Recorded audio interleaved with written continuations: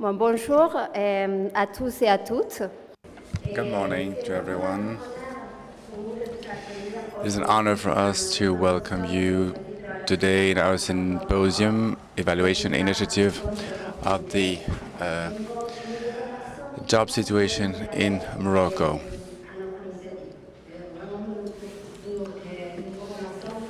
I'd like to thank you for being here today. Today we're going to be thinking about the job situation in Morocco and the impact assessment in regards with the job policies. Today we are going to give you our feedback of our experiences over these past 2 years and a half. This initiative was led by the Lab pour l'Emploi within the initiative of employability of MCA. Thanks to the partnership of MCA and the support we have gotten, we've been able to launch this initiative. Before giving you more details about today's agenda, I'd like to thank Ms. Carrie Monahan, the resident director of MCC Morocco. She's going to share with us a few introductory words.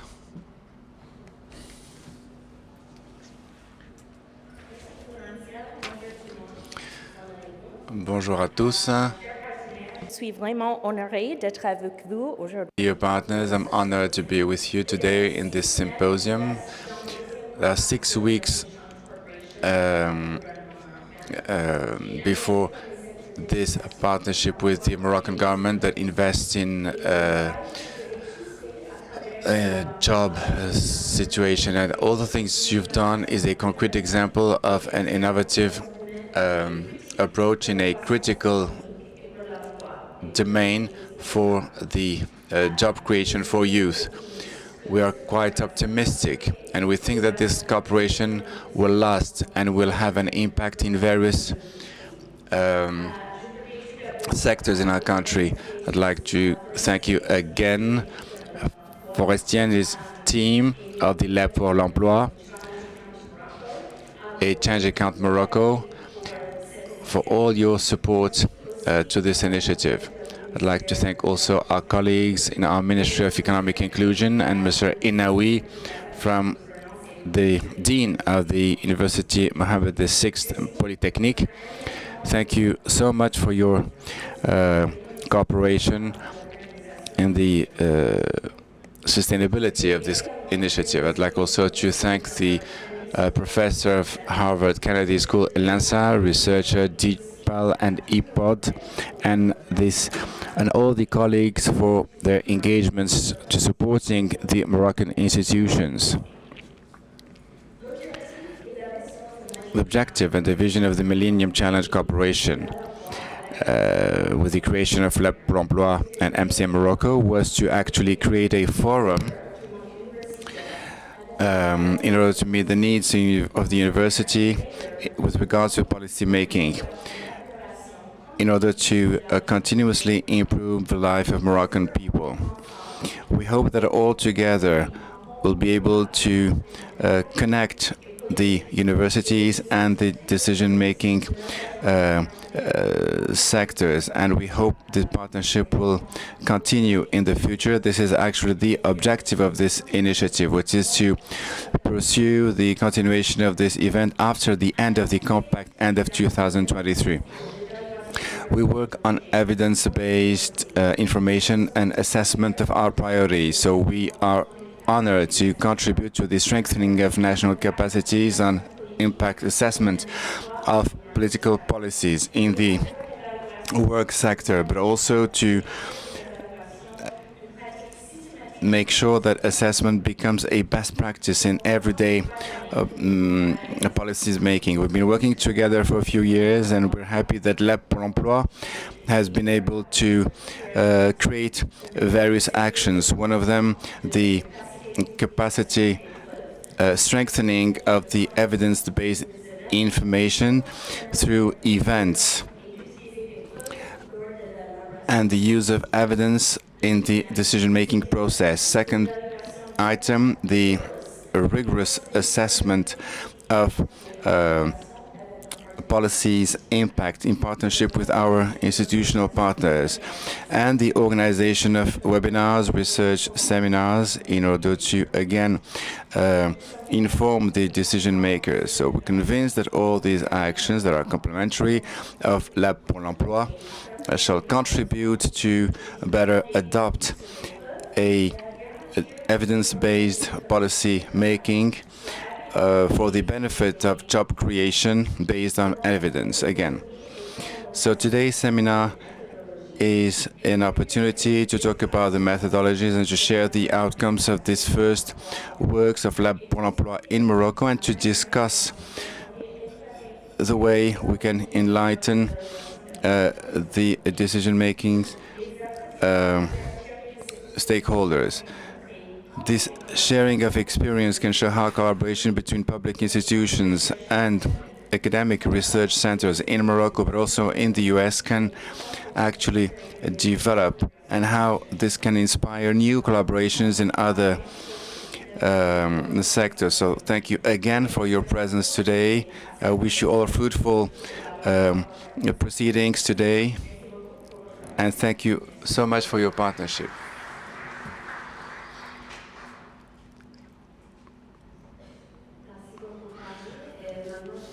Thank you very much. Now, Mourad Bendaha, Project Job Department, NC Morocco, is going to share a few words with all of us.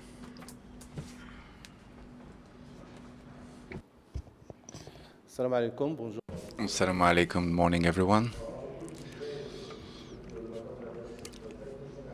The General Director of MC in Morocco apologizes first for not being present here during this introductory session because of a family engagement. I'd like to thank the Director of MCC, the scientific directors of this event, Ms. Florence Fadjuvoto and Professor Bruno Crépon. I'd like also to wish you all a warm welcome, the representative of public entities, of the private sector, NGOs, but also all national and international researchers who accepted this invitation. I'd like also to thank the researchers who have been working in the research works, which findings will be shared with you today. I'd like also to thank the MCC teams, Lab pour l'Emploi and MCA, for their endeavor enabling the success of this organization. This is enshrined in a supporting initiative that supports the assessment of job inclusion in Morocco, conducted in Morocco, which is part of the Compact 2, which is a cooperation program between the American government through the Millennium Challenge Corporation and the government of Morocco. It has been implemented in the framework of a research partnership with two research labs, Jamal Poverty Lab and Evidence for Policy Design, APOD from Harvard, and the Policy Center for the New South in Morocco. The launch of this initiative is in line with the higher instruction of His Majesty the Key in terms of assessment of public policies. This initiative aims at promoting the assessment, evaluation culture, and the use of evidence-based data in order to inform decision makers on the design and implementation of policies in view of improving the efficiency of this program, but also to enhance the impacts and be up to the job market challenges, create jobs. This initiative is based on three complementary pillars: the assessment activities on employability dimensions, the capacity strengthening of institutions, and the upscaling of competences of Moroccan researchers in terms of production and dissemination of evidence-based data for a better decision-making process, for better job creation. And the three pillar, which is the large dissemination of the outcomes of the research activities in order, again, to inform decision makers. So this is the end of all the endeavor conducted since the beginning of this initiative. The idea, again, is to discuss the first outcomes, findings of the impact assessment conducted by international and national researchers in collaboration with partners from the public, private and university sectors. I'd like to praise the effort of all partners who relentlessly have enabled the success of the works in the field, the Ministry of Economic Inclusion of SMEs, Job Creation and Competences, the National Agency for Competences and Job Creation, the National Initiative for Human Development, the National Observatory of Human Development, the Vocational Training Agency, Universities Mohammed V in Rabat, and the Foundation EFE, Education for Job. There are lots of collaboration between researchers and institutions in the design of the programs. These partnerships have provided data, evidence informing the policy makers on job creation possibilities. They have provided an added value on the learning aspect at the national level. In the same vein, the agency MCA in Morocco has made a call to donors in order to support new research collaborations in terms of impact assessment with research university centers in order to enlighten decision makers on the job inclusion. Thank you.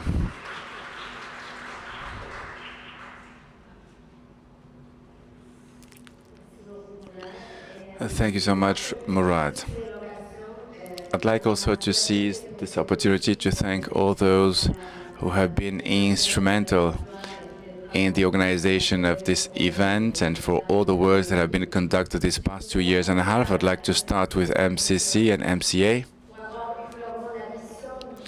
for the vision they have to launch this initiative, supporting the impact evaluation of job creation and employability in Morocco. This initiative has enabled us to create the Lab pour l'Emploi and to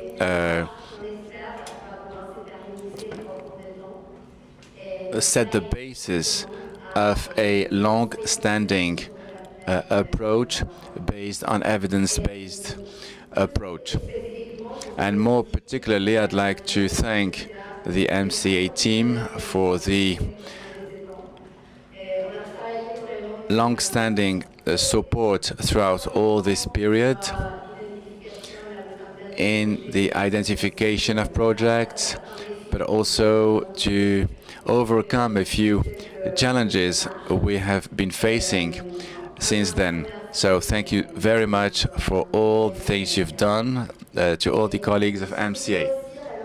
I'd like also to thank more particularly the Policy Center for the New South,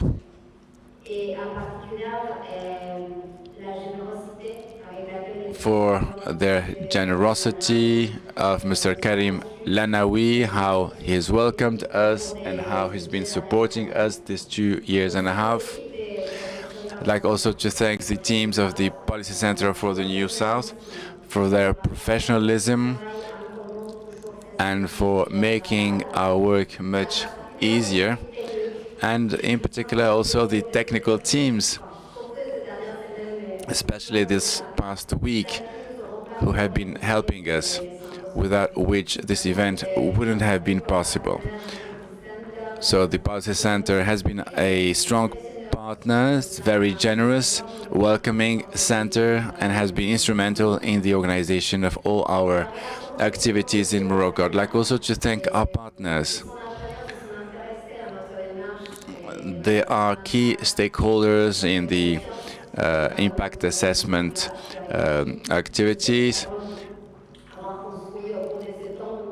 We have a very close relationship with them, but we wish also to pursue this long-lasting cooperation. I'd like to thank them for their interest for our work and also for traveling and being here with us in this symposium that aims to sharing the findings of our research. And I'd like to thank the team of Là pour l'Emploi, its director, for its involvement. It is clearly a team that has been doing an outstanding job. They've been fully involved in all our activities, and they have done everything that was possible to make this event a success. I'd like to thank them for their intellectual work that has been able to support this Là pour l'Emploi project. I think now we can move to the agenda of the day. I guess you have received a file at the entrance of this room with all the program. As I said at the beginning, today we'll have the opportunity to think of the conditions around the impact assessment between public institutions and research and academia. We're going to talk about the outcomes of the impact assessment that is enshrined in this initiative, but we're also going to give you more details on how the cooperation between researchers and decision makers actually unfolds. The first plenary session that is to start right now will focus on this initiative. What have been the lessons learned and what are the opportunities of the impact assessment initiative in Morocco? Right after the first plenary session, around 10:30, 10:45, we'll have a coffee break. Then we shall meet around 11 for a second plenary session. Then we'll present this report on the impacts of the COVID pandemic on the labor market in Morocco. Right after that, we'll have a presentation of one of the research projects that was launched within this initiative. It's a project conducted with the ANAPEC, Vocational Training Moroccan Agency. Then we'll have lunch between 12:45 and 2 p.m. And in the afternoon, we'll have very interesting sessions. We'll start with a project to assess the impact of preschooling with ONDH and INDH. And then we'll have 4 presentations in parallel.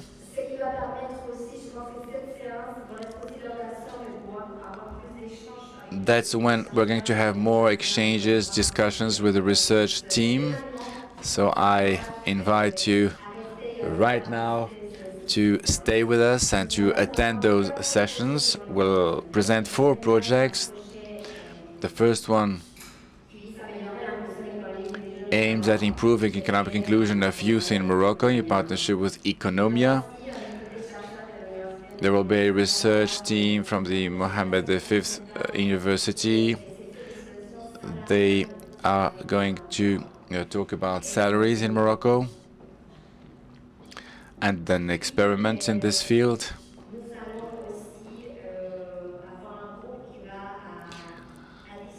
Another team is going to discuss vocational training based on demand.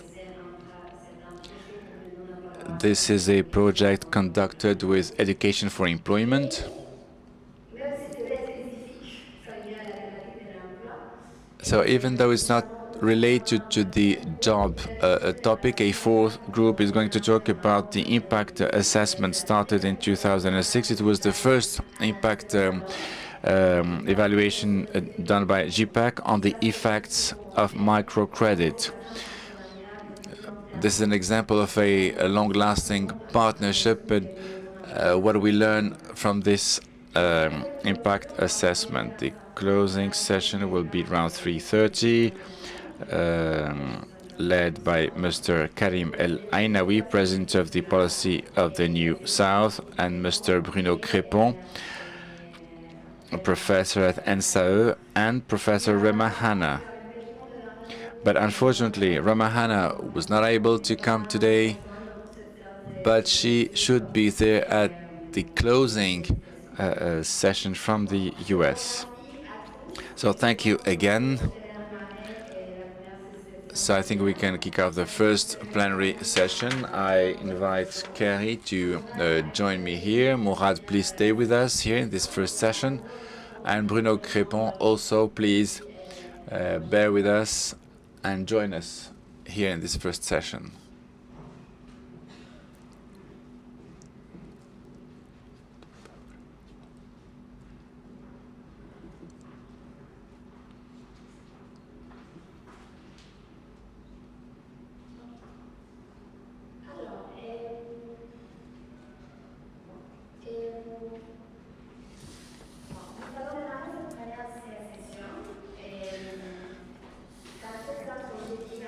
So as I told you, Bruno Crépon, Director of Lab pour l'Emploi, is with me, and Mr. Bendaha from Bensia, Morocco. They will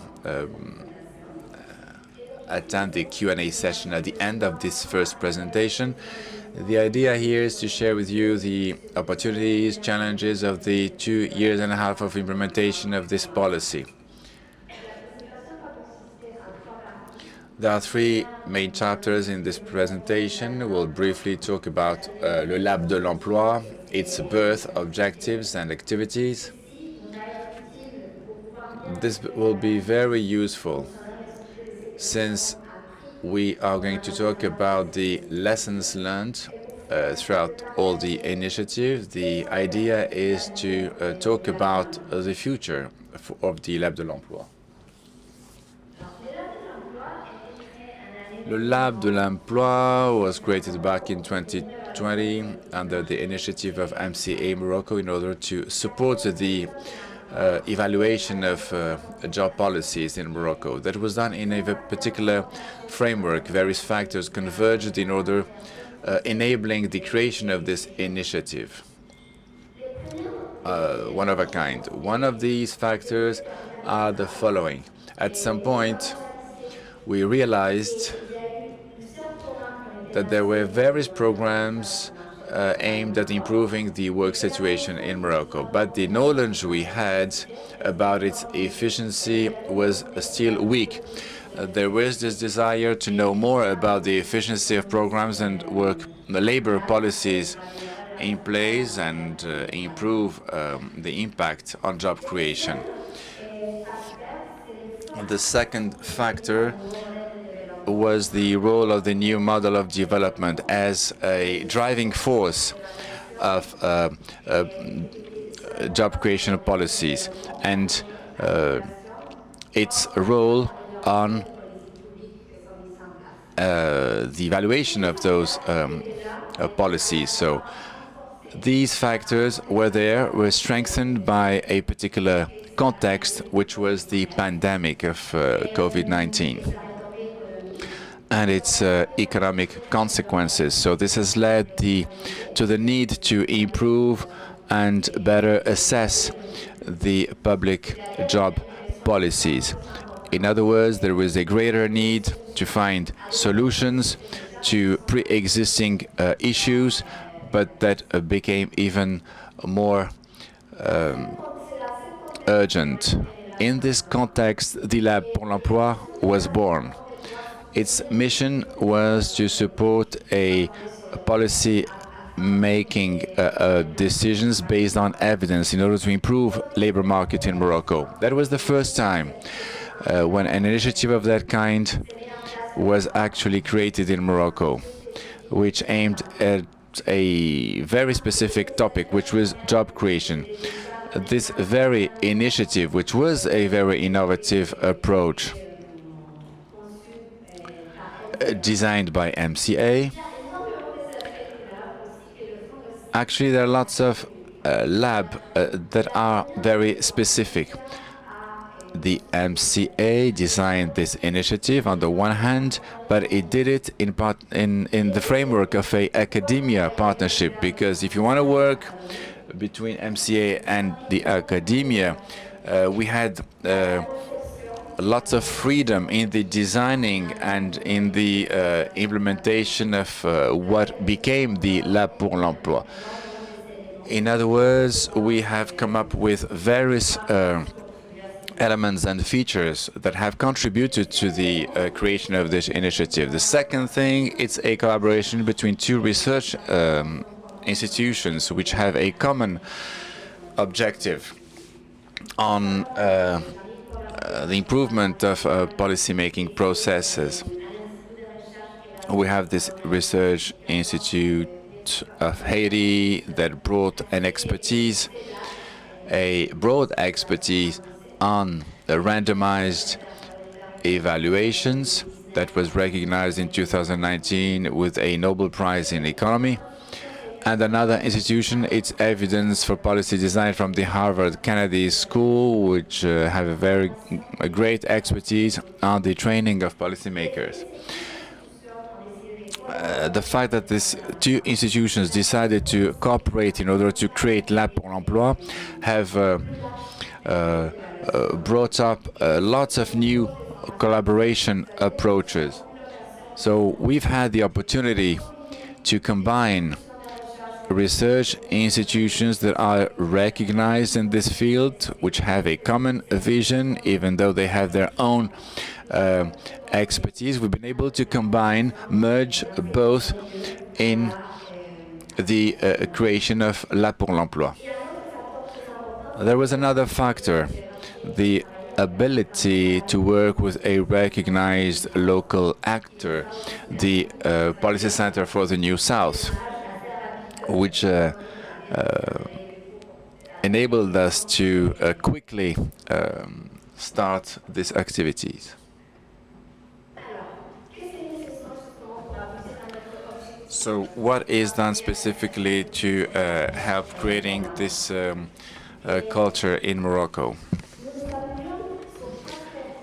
Actually, we were based on 4 complementary activities. The first one is working with local Moroccan partners, partners from the labor market, in identifying the priorities for them, but also for the policy programs. That's what we call the issues identification. We also provide our know-how and knowledge in order to assess the policy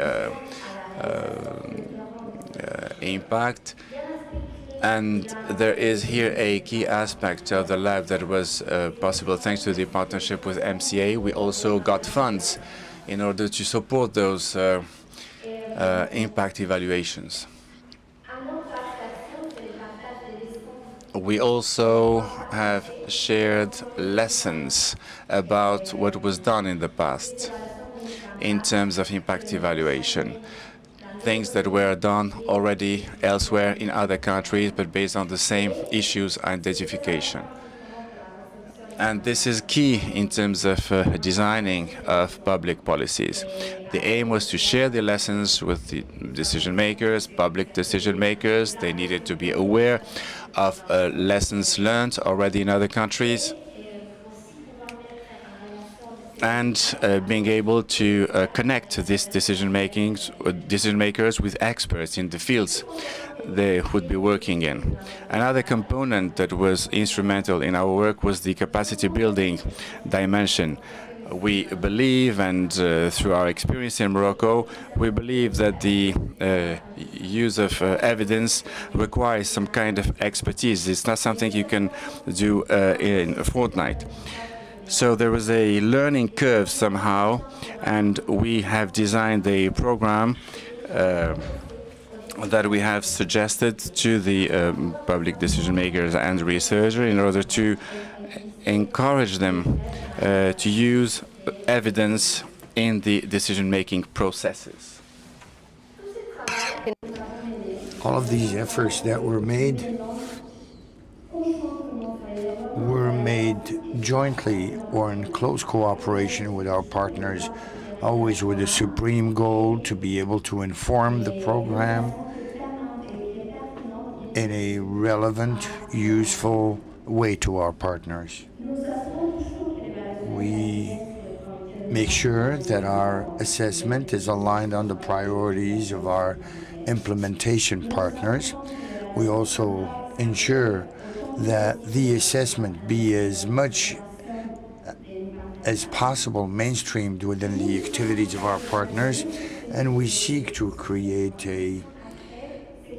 what we refer to as a learning cycle, as we would use the wealth of data as well as the expertise being provided by our partners so as to be able to produce more data in order to inform their activity.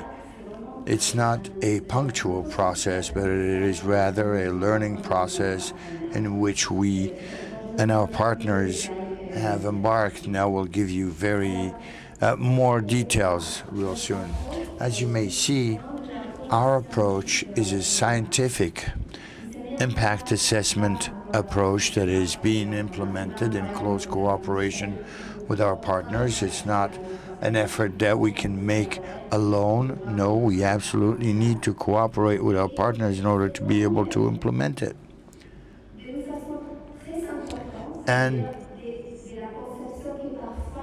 from the design of the impact assessment, we need to involve our partners, and our role is not to make or conduct an external audit that would certify the performance of an organization or a program or a specific project.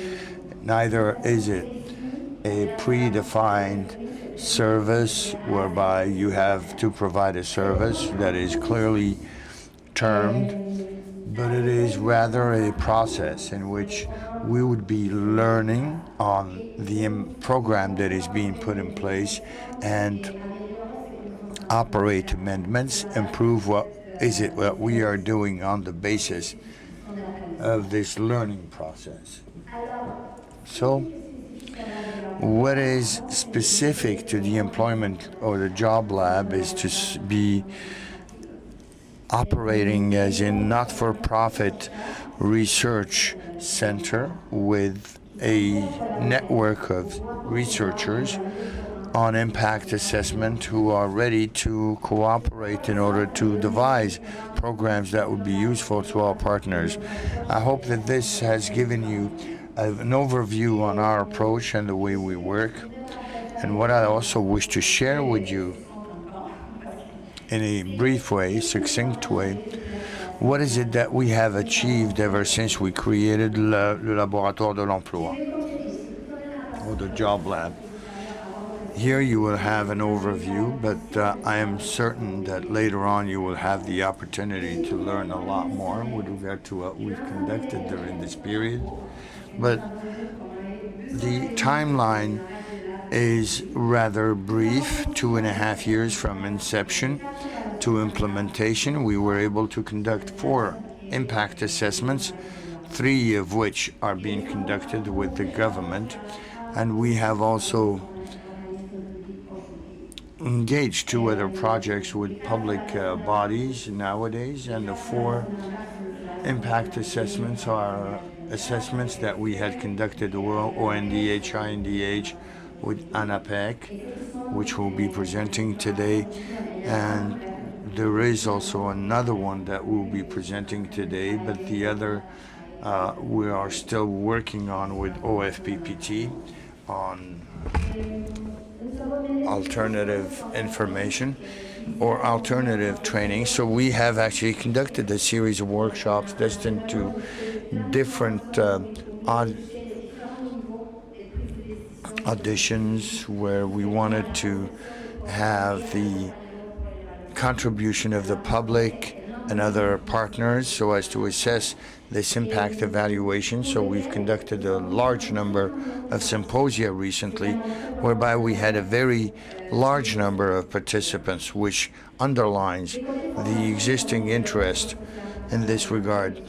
We have also developed online training in order to make this sustainable, and we have also engaged in a number of activities, either through the sharing of knowledge or through the research cooperation, where we have researchers who have shared their studies with public authorities, and also through a workshop that we had organized in May last year. And I believe that most of you have had the opportunity to attend. We discussed the various employment policies and their context in Morocco.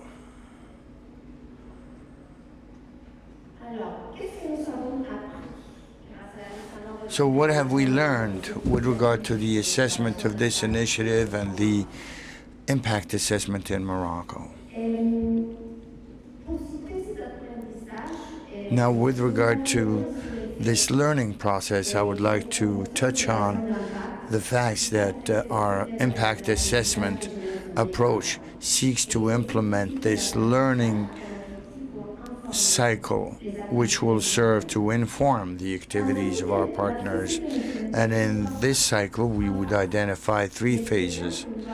The first one that you see in orange, that we refer to as a diagnosis, whereby we would analyze needs, requirements, identify mechanisms through which our action is going to meet the same requirements. In this phase, we use also existing data or pre-existing data. What is it that we know? And thanks to impact assessment, we would also be able to share those lessons learned in various other workshops. And we also address the impact assessment as well as the implementation of the findings, and the cycle closes with the pre and post learning assessment.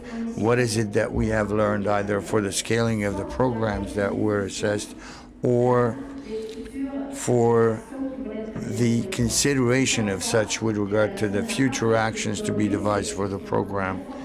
And so we are also reformulating the series of actions that we are assessing. So with regard to learning, we have identified 2 parallel approaches. One that is more intellectual in nature, whereby we would analyze needs and requirements.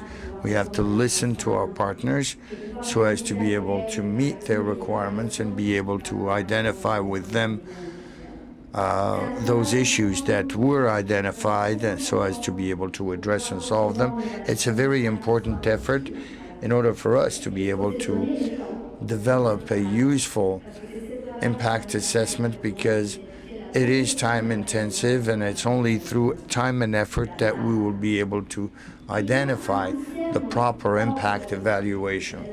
And then you have the practical side, whereby during the impact assessment there is very important demand on cooperation between the lab and partners on very precise goals and actions. So we would need to implement an impact assessment, but before, you need to be able to engage in a series of activities and to which our partners are not necessarily used, or maybe they were not used to such before they started working with us in this initiative. So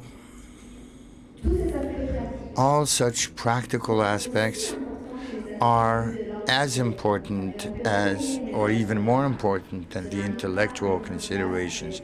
You cannot assess an impact without implementing the practical lessons learned. So what we will do now is, thanks to this simplified illustration, we would look at the necessary steps for assessment and share with you the lessons learned throughout these various stages. So we keep in mind that within these phases, you will always see elements of intellectual contemplation that are necessary for impact assessment, as well as a series of other elements that are drawn from practical experience. You will see both, but it is important to keep a mind open in this regard, whereby we would ponder intellectually on the implementation of this type of assessments, but you also have an enormous number of practical considerations that are necessary to the success of impact assessment. So, the first would be to identify those elements to be assessed. The first question that one has asked is, to which extent the job market partners would be interested by this approach? So the first finding was rather very positive, whereby our partners have shown interest and earnest in order to understand the efficacy of the program, and all of the actions that we're undertaking in this regard have helped us identify those projects to be assessed.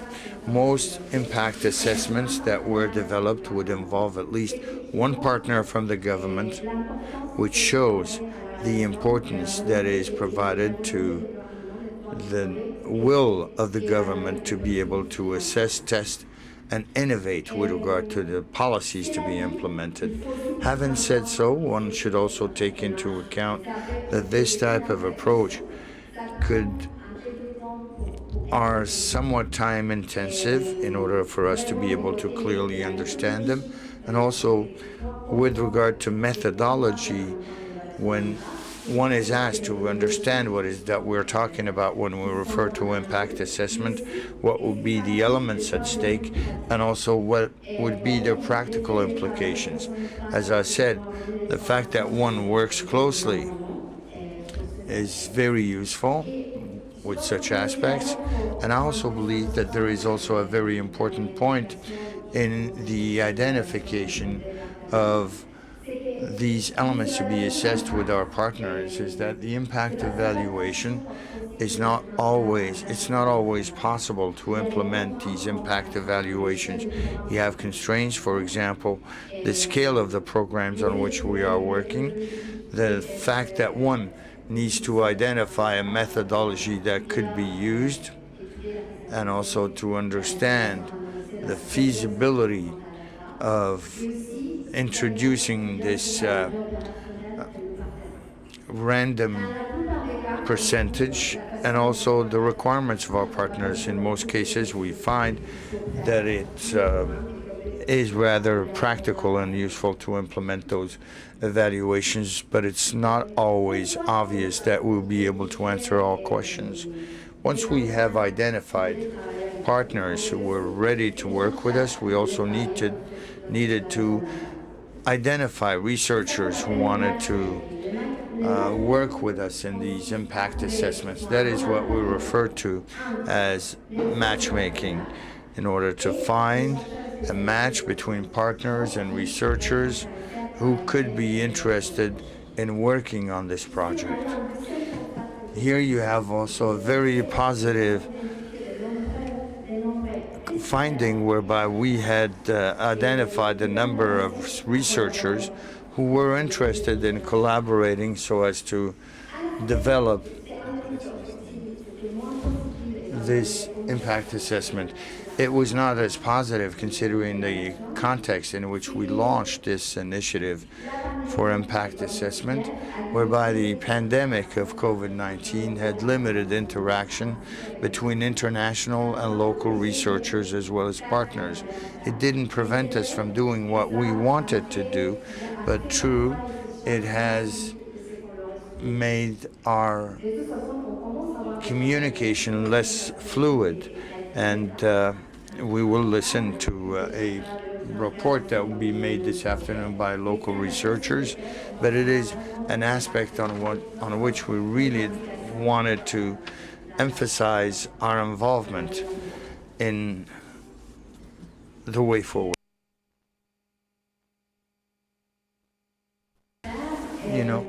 With partners and researchers, we had to identify sources of funding.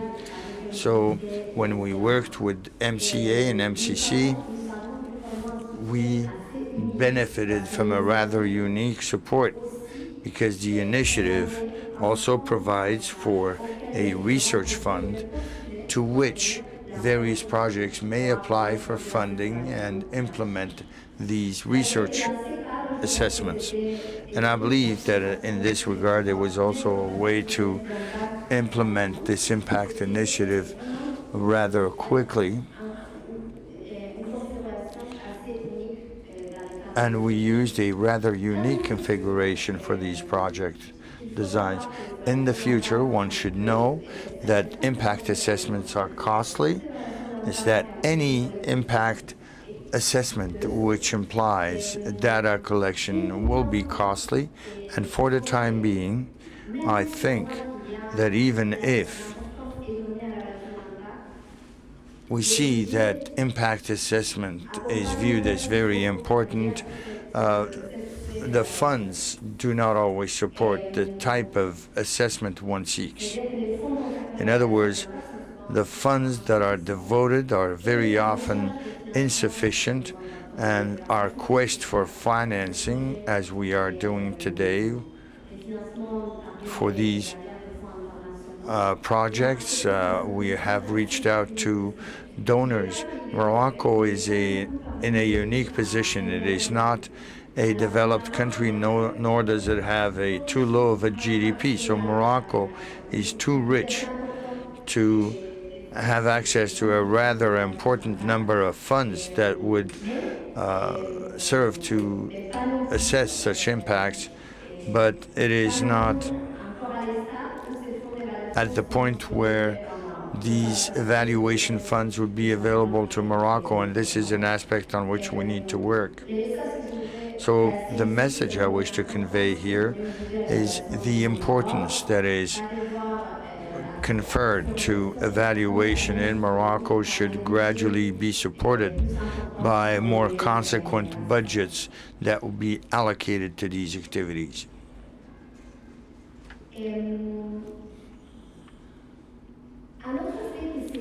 Another aspect that is very important for the implementation of this assessment projects is to be able to establish a clear relationship with our partners from the beginning. And in this regard, we have drafted a series of technical MOUs with all of our partners so as to build confidence and define clear expectations, particularly with regard to data sharing and the publicity of our findings, or making our findings known to the public. We have also submitted all of the research projects that we conducted to ethics committees, which would be an obligation for most researchers in our network, but these are modalities such that have not been fully integrated in Morocco, and it is thanks to this initiative that we would like to uphold this standard, ethical standard that governs the research we conduct. And we have also learned that local licenses or authorizations in terms of data protection may take some time. So these were One of the phases that were presented with regard to the most important number of challenges, but these are essential practices for the promotion of this culture. We cannot actually think of a culture that would uphold the evidence without, of course, paying attention to the ethical aspects that should govern this research effort. And I think it is also a way for our partners to be aware of these types of things and also to claim ownership of the practical engagement that this type of approach would generate. As you were able to see, is that in terms of impact evaluation, there are an infinity of practical considerations that should be taken on board as they are necessary to any impact assessment, and this is what we have learned throughout the implementation of this project. Once all of this is in parallel to the implementation of the points I have just described, but with our partners, we have engaged in a ponderation which would lead us to impact assessment. So this is the exploratory phase of feasibility or diagnosis, as we've learned throughout the learning cycle, and this phase is essential to identify needs because it would represent a potential way to design actions and get to a concept of impact assessment. All of the efforts that we had engaged with our partners, which were a time-intensive exercise, but it was rather an exercise to build confidence between partners and employers. It is a very important phase on which one has to invest because it's the only way for us to ask assessment questions that will be relevant and useful for our partners, and it's also the opportunity to work together, to know each other, and to stand ready for the launch of the impact assessment standard.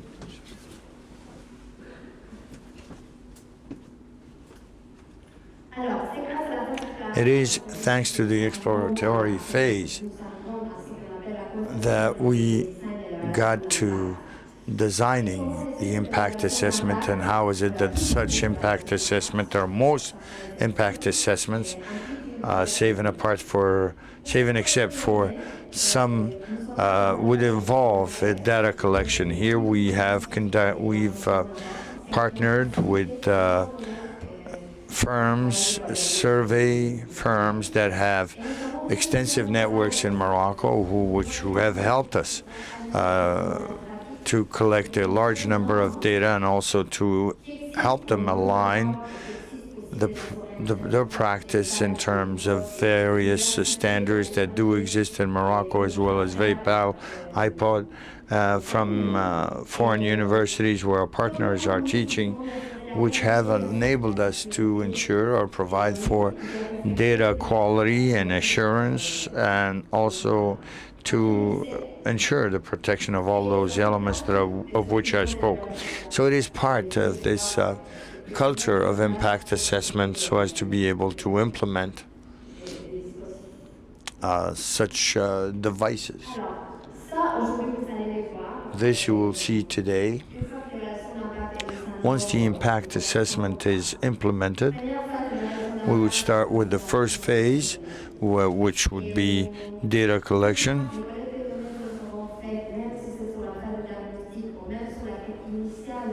Even on the initial investigation, which actually informs us on the situation of the target population before impact assessment starts. So it helped us actually collect the original data, as you will see in the various projects that will be presented, and also to underscore innovative results. It's essential to generate projects that would be meeting their needs specifically. So on the basis of this experience, as this is a first experience, that we will extend through additional effort. Clearly, the generalized and sustainable use of evidence in these public policies will help define key elements for success. I think that the momentum is there, but the various actors and players that are involved need to continue working together. And it's also the need to conduct more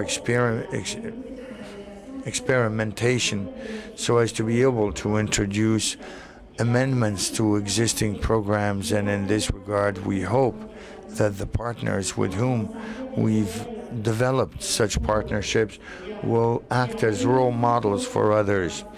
And how is it that we could have high-quality impact assessment and make sure that these assessments are feasible? We should also consider involving other partners and convincing them to view impact assessment as a useful tool to face the challenges at hand.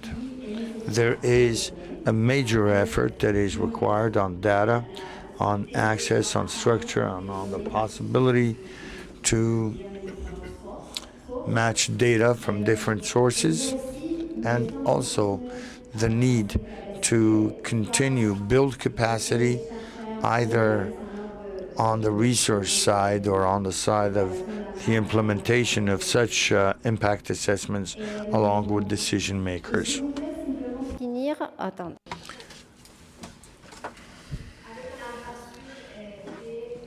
I'd like to conclude with this prospect about the future of Lab pour l'Emploi. This past few months, apart from all the things we've done, our priority is to institutionalize the Lab pour l'Emploi and to keep on investing on research, results dissemination, capacity building in order to have a long-standing presence in Morocco. Now, in order to ensure that presence in Morocco, we're actually building a relationship with the university, a local university in Morocco, in order to be a fully fledged member of the university. We're also working on the funding part. This is something we need to secure for our future work. We want to make sure that in the sustainability phase of the institutionalization of the lab, we would like to extend the scope of our research. We've started with the job dimension, but actually we would like to support the various reforms unfolding in Morocco, in particular those who are being conducted in the social protection field. Since we need various types of researchers, we need to pick them from different specialty sectors in this country.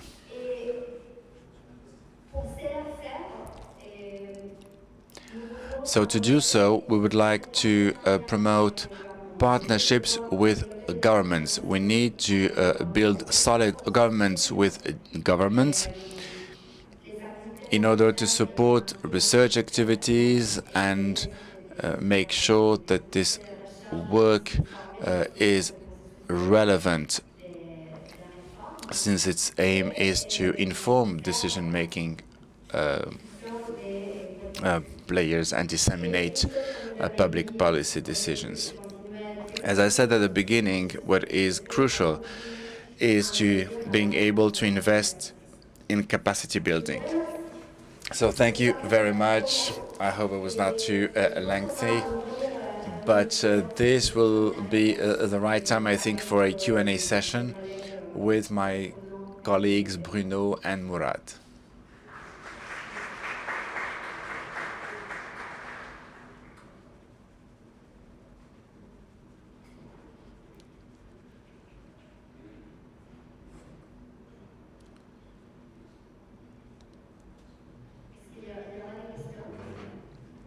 Are there any questions?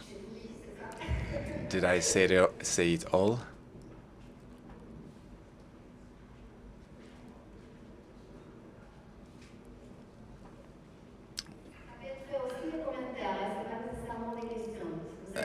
Maybe just a comment, not necessarily a question. If you have any own personal experience you'd like to share with us. Good morning. Adis Hadi from the CGEM. You talked about donors who might not be interested a lot in Morocco. That's what you said. Does it mean there should be more lobbying in international organizations? Now, in terms of analysis, you talked about issues with data collection. Is this a message you're conveying to our institutions who should do more while respecting the confidentiality of data?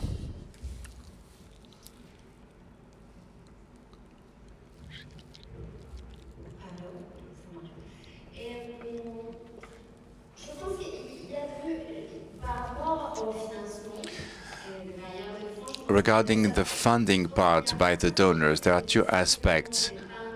On the one hand, there may be not sufficient budgeting in operations conducted in Morocco in terms of impact assessment.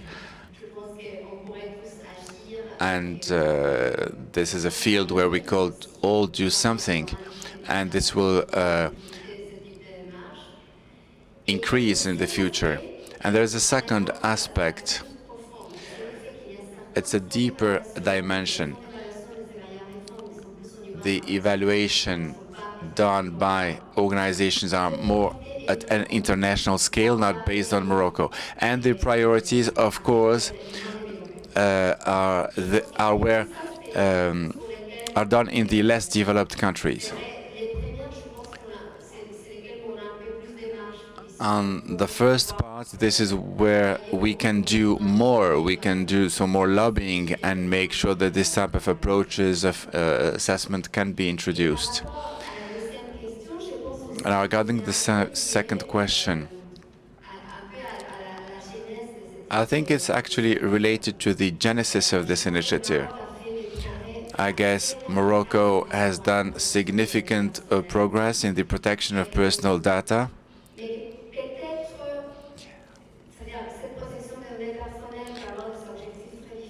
Personal data protection may have different objectives, but at the end of the day, while abiding by the rules and laws, we should at the same time find procedures that can help us also conduct those impact assessments. But I praise the initiative that was created. We aligned with the initiative. We took all the authorizations needed to conduct this work, and at the same time protect people who share their data with us.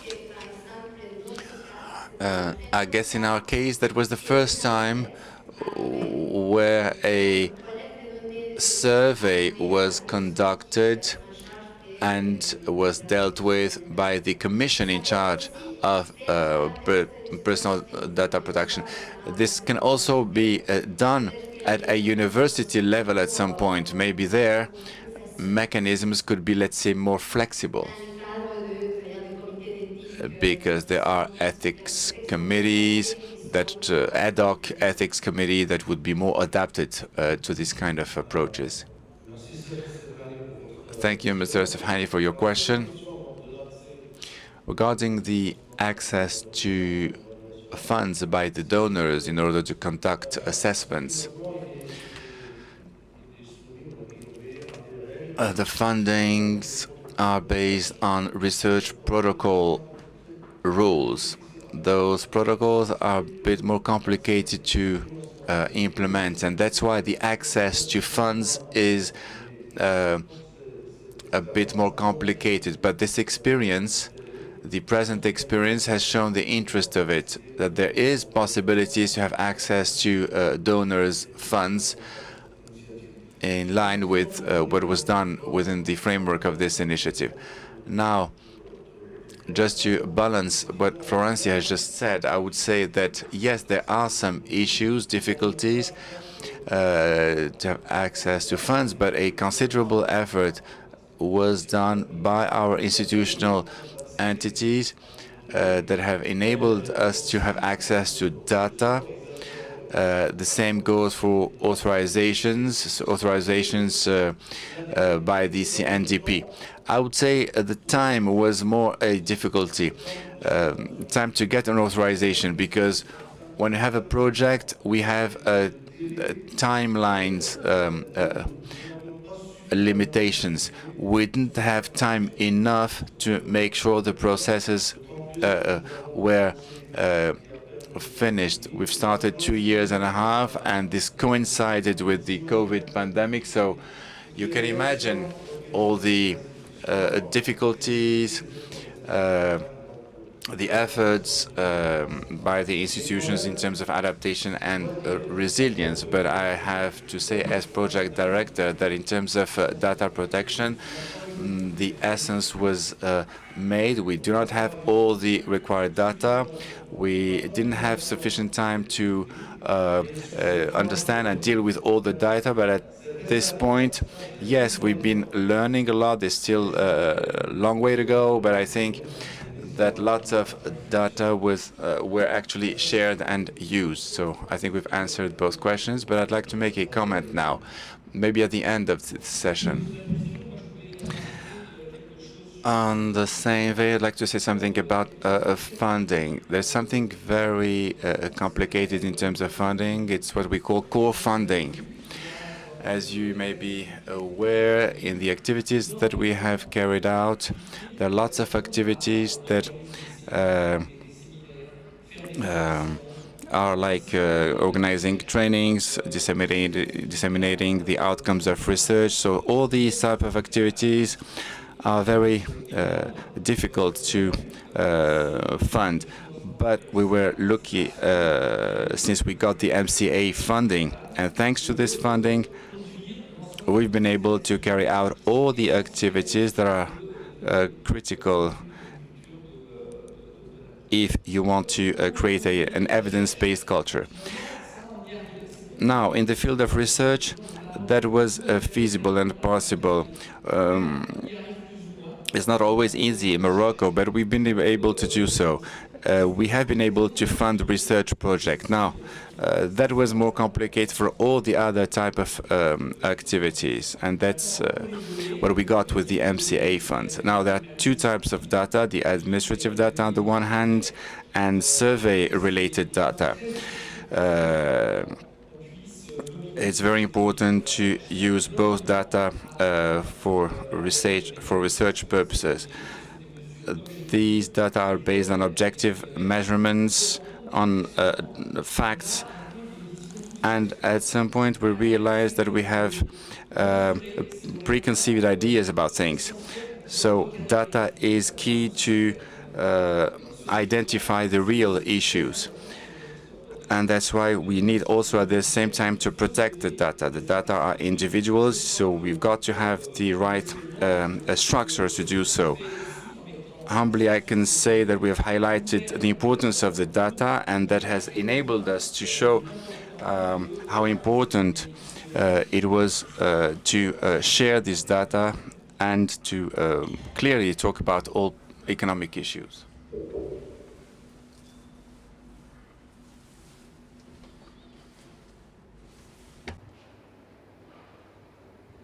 Bonjour, Monsieur Inès du ministère.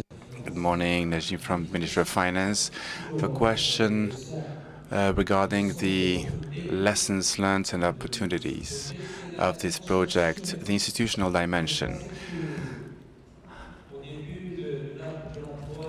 I thought that the Lab pour l'Emploi would be under the direction, the leadership of the Policy Center, and in the presentation they talked about the institutionalization of the approach at the university. Have been able to come up with this proposal, or is there any better institutional, let's say, approach that can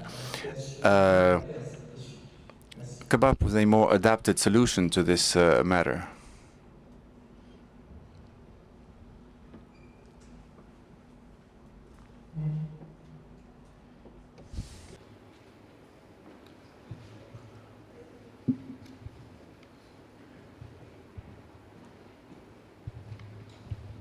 Bonjour. Good morning, Imad Hamdi from ANAPAC. Thank you for the presentation. We've been able to understand the whole pathway we've been through this past 2 years and a half. As you've said it was a learning process, and lots of things were done before the exploratory stage. And regarding the learning phase, I have a question about the dissemination part. Have you been able to assess the time frame needed in order to have that culture based on evidence before it becomes really owned by the decision makers?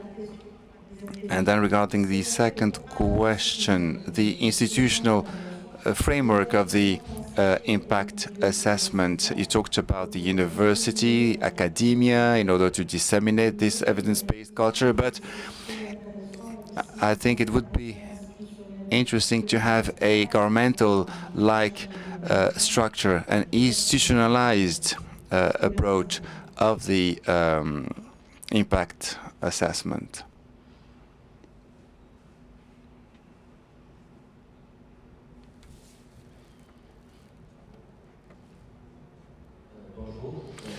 Good morning, Zakaria Mansouri from the Lab of Economic Sciences and Evaluation of Public Policies in Kenitra.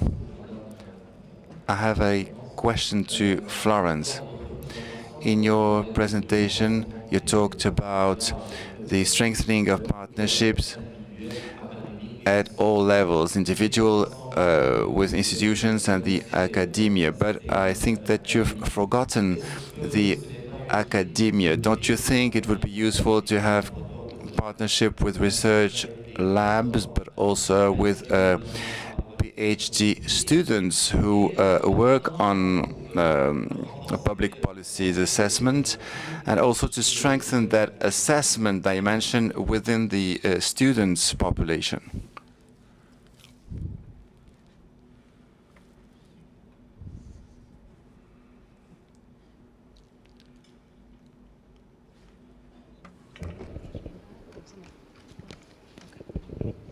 Bon, moi, je vais répondre à cet aspect. I'll give a first answer, and then maybe my colleagues will complement. Regarding the first question on the institutionalization of the lab, we are looking at experiences conducted in other countries. GIPAL has regional offices in 5 different regions. So they have been working in North America, Latin America, Asia, southern part of Africa, but also in Europe, with an office in Paris. We do conduct research work based on public policies and their improvement. And it's very important for us to work with the universities, and I think this responds to one of the questions. We need to work indeed with researchers interested in public policies, with students also who are interested by those subjects. We were born within a university, so obviously we would like to have a long-standing presence within the universities, not only during these 2 years and a half. If we want a long-lasting presence in Morocco, we need to be a part of the academia. But this also means that we need to connect more and more with the government. And this implies having more partnerships with the government, for example, with the Ministry of Public Policies Assessment, all those who are conducting reforms in Morocco. That's how we can have a very close relationship with all these institutions. I think I have already mentioned in my presentation this very specific challenge we've been through during this period. actually, for some time, we have not been able to be in touch with the teams, with the researchers, with the students, with PhD students who are interested in the same topics. That was the main problem. But actually, it's really a part of our DNA. What we want is making sure in our teams we have students, researchers who work on those topics and be able to partner within the framework of those research. And this is what we are going to do more and more. We actually do not need necessarily an institutional framework. What we need are partnership. This is something that can unfold and be strengthened day after day through trainings. There are lots of PhD students who attended our trainings, and they're there. The idea is really to come up with a network, a general network.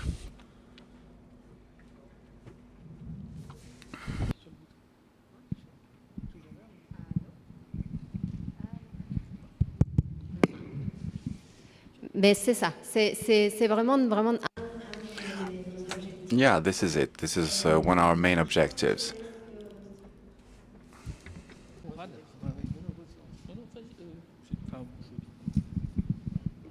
Alors peut-être je vais commencer par la dernière question. I'll start maybe with the last question. Regarding the capacity building and upscaling of skills dimension, we have dealt with all sectors, the institutional sector, the university sector, the curricula, the social program assessment, or the ones of Harvard were actually implemented in 4 Moroccan universities with the professors, but also with PhD and master students. Now, as far as projects are concerned, the first process conducted was to make a call for projects which could benefit from funds. So 2 calls for projects were announced, and the only project that was authorized was a project by a team of the University of Mohammed V, and we'll have a session on it this afternoon. There was a panel with scientific professors that have selected the project. They have made sure that the project was relevant, that it met a real need.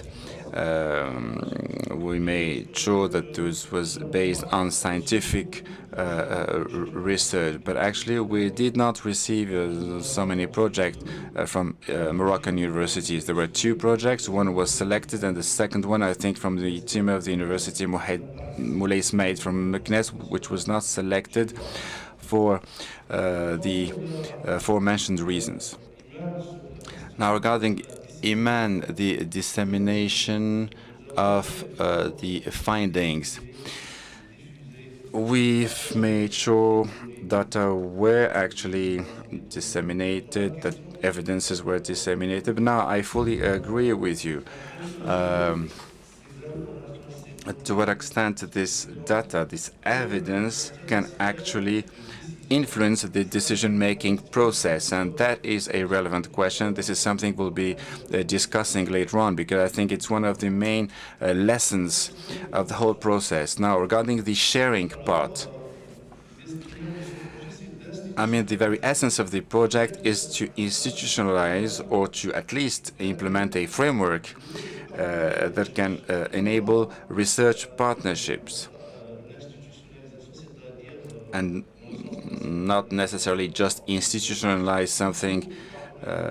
What we need are research partnership. What we need is a framework that can promote this type of partnerships, that can attract funds, that can motivate and support research activities. I think we have dealt with the main questions. I'd like an additional information on the institutional matter. Florencio said it.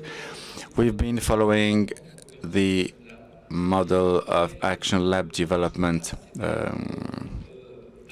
example. The idea is to locally be associated to a university.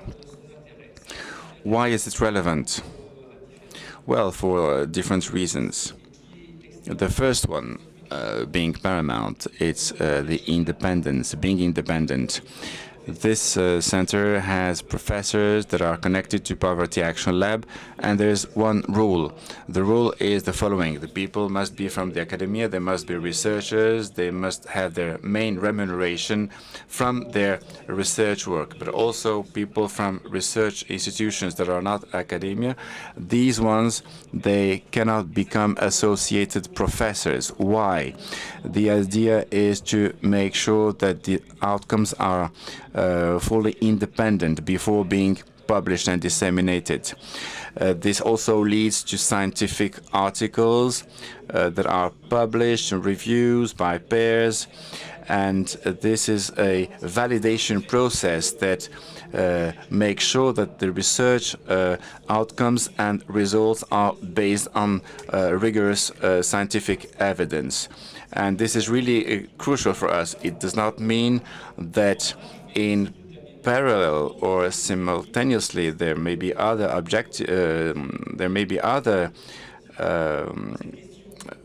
impact assessment policies done elsewhere. There's another dimension that is important.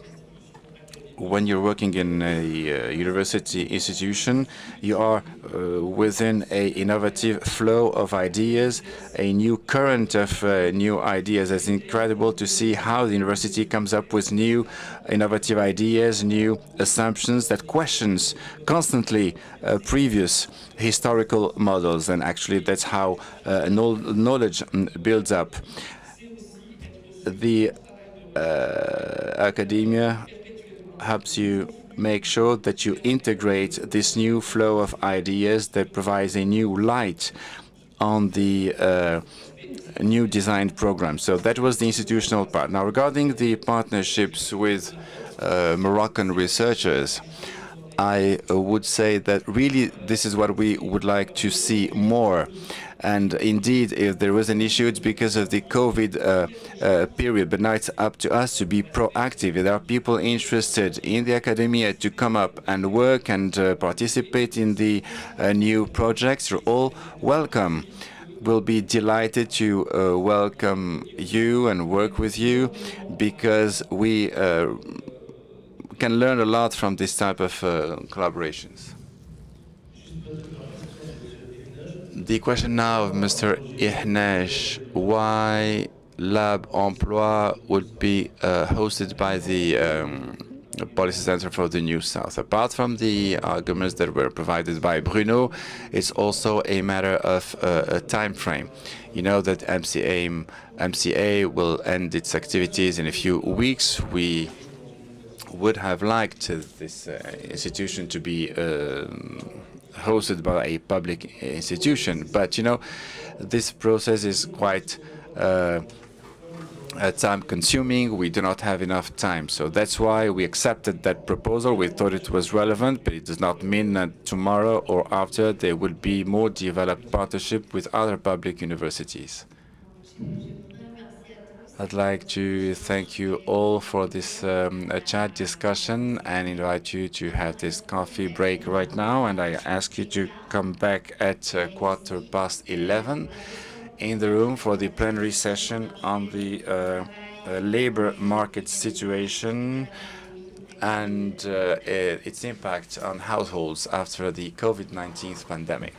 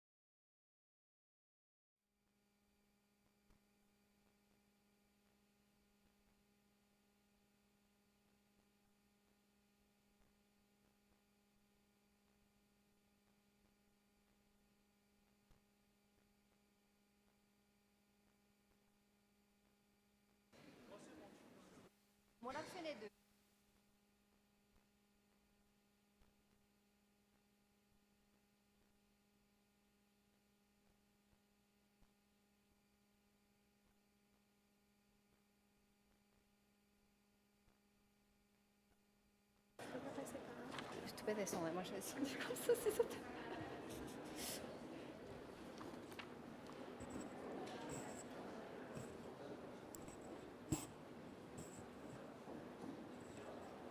Je commence, non? Ça va? Bon, bonjour à Well, good morning, everyone. We are now going to start with the second plenary devoted to job market status and standard of living further to the COVID-19 pandemic. This is a study that we conducted jointly along with the INDH, and this session is going to be moderated by Professor Bruno Frépon, a professor at Polytechnique and ISTA, and by Mr. Murad Bentahar, who's director of the employment program for MCA Morocco.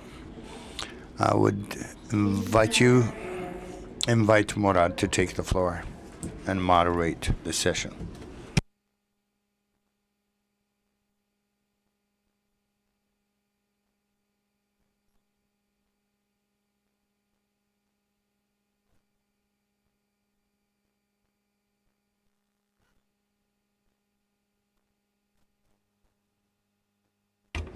It didn't cancel out. I don't know why, says the speaker.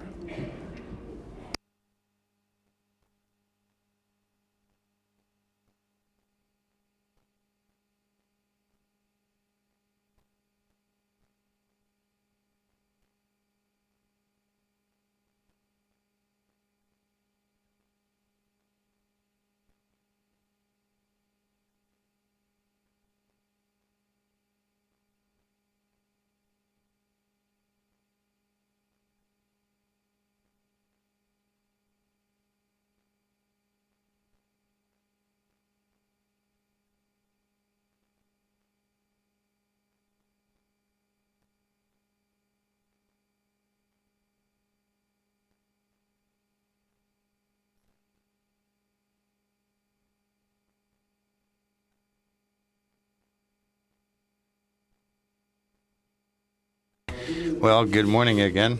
It is with great mirth and joy that I will be introducing the audience to this project. I will simply close introductions, describe the context or the background for this effort, for this program.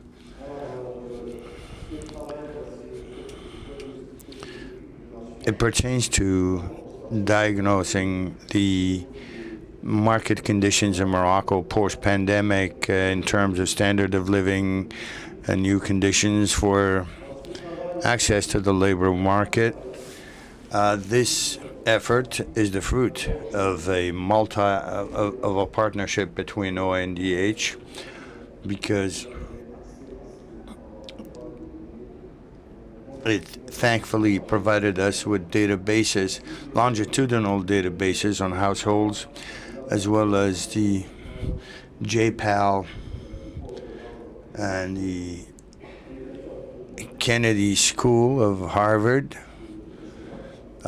whose participation was made possible by MCA. Now the research team is Bruno Crépon, as an Institute of Polytechnique Paris, Florencia Deyuto, Iman Fahli, Safia Kakhlu-Hail, Fatin Rema, and Camille Cohen. Of course, with the contribution of the team of ONDH in terms of data mobilization, data processing, data collection, and the supervision of any additional data complements. An initial report immediately following the COVID-19 pandemic. This partnership was established back in 2020, and in November we published an initial report on COVID. This is essentially a descriptive report on the basis of administrative surveys and studies that provide us with a macro perspective on the market, on the job market condition, and it provides us with a review of public initiatives with regard to managing the COVID-19 crisis. That was the first objective, and the second objective was also to share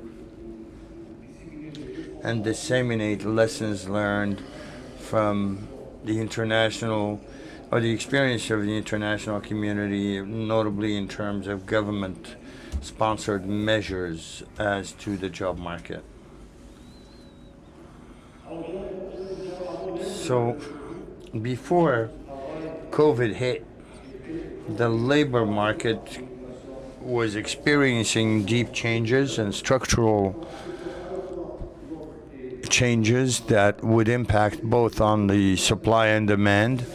And these mutations were made or were further emphasized by the external economic shocks, particularly with regard to the impact of the COVID pandemic, be it with regard to the supply or demand in terms of the job market, and essentially in terms of the emergence of new type of labor contracts, to part-time, teleworking, the new standards that would govern new professions and trades, with the emergence of new technologies and decarbonization, as well as new trends whereby the labor market was already experiencing some pressure, which was made even worse and greater throughout the COVID crisis. And therefore we set up an employment laboratory, and obviously the first investigation to be conducted was to see how is it that the labor market behaves with regard to such external shocks.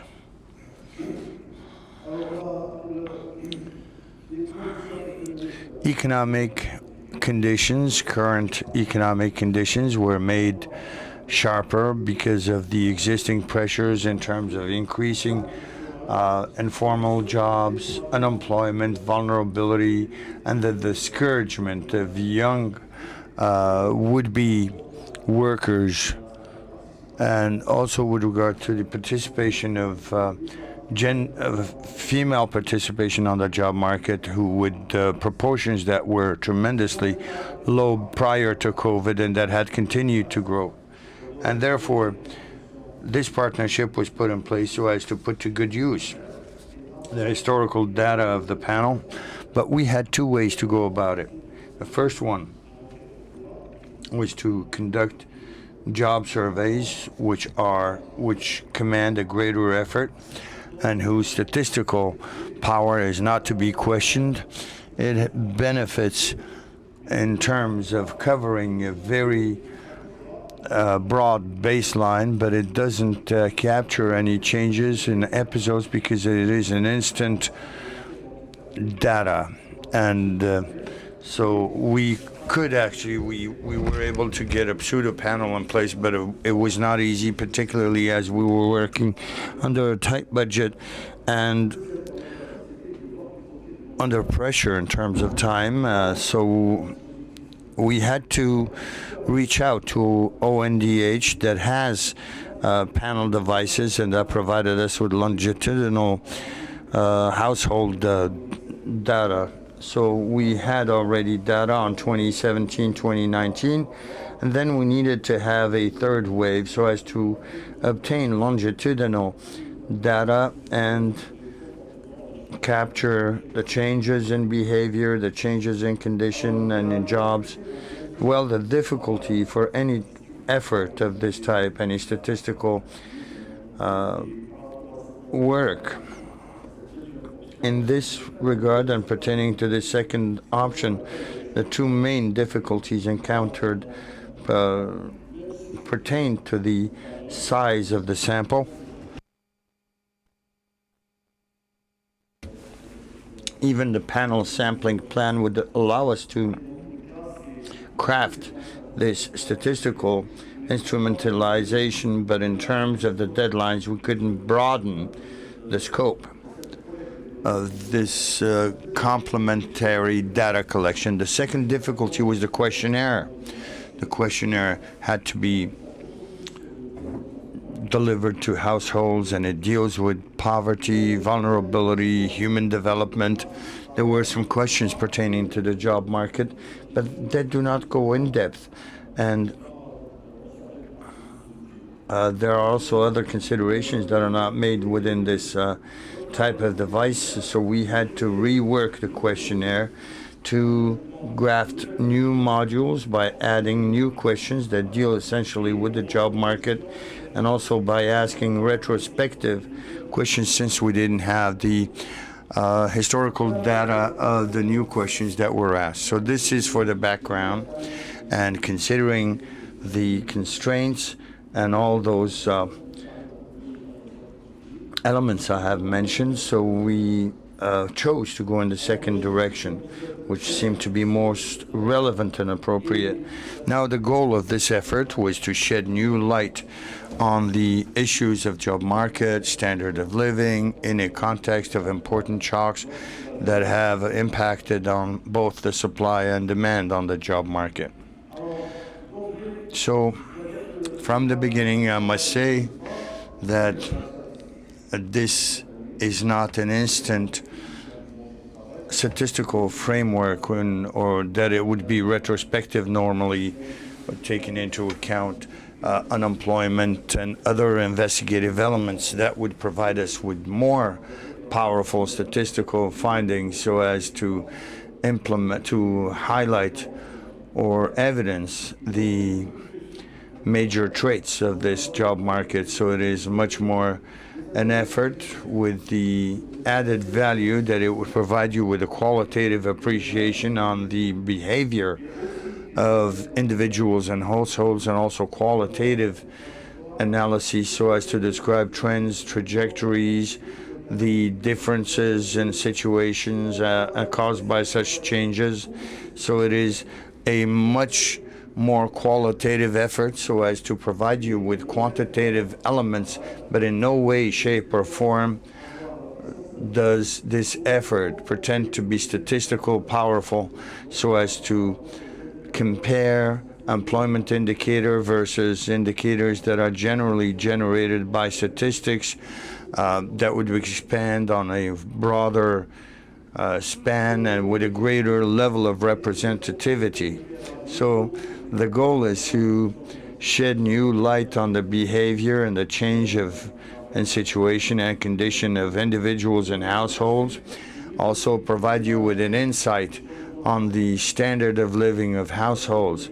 Further to the changes that had occurred between 2020 and 2022, drought, logistical chain issues, lockdown, and also to inform decisions made by the government with tangible data and on elements that would seek to protect the job market. It also had enabled us to overcome a number of insufficiencies in terms of longitudinal data. That is why we resorted to this panel, so as to have this perspective and also contribute with innovative information on employment prospects, the perceptions of households and individuals. So let me share with you some methodology as used in this regard.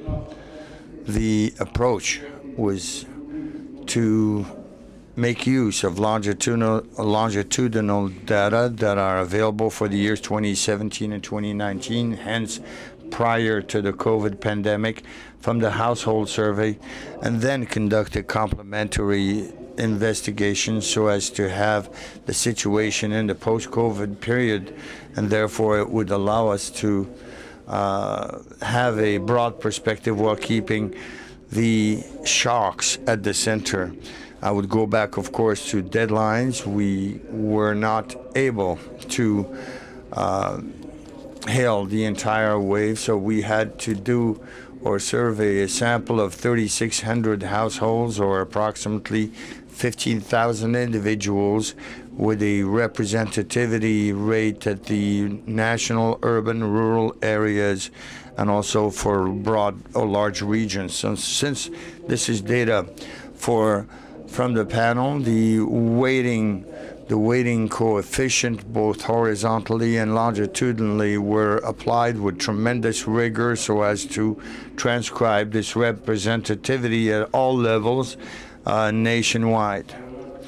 So, to bridge the second gap, there was a questionnaire which were informed in 2017, 2019 on modules pertaining to human development, poverty, and whatnot.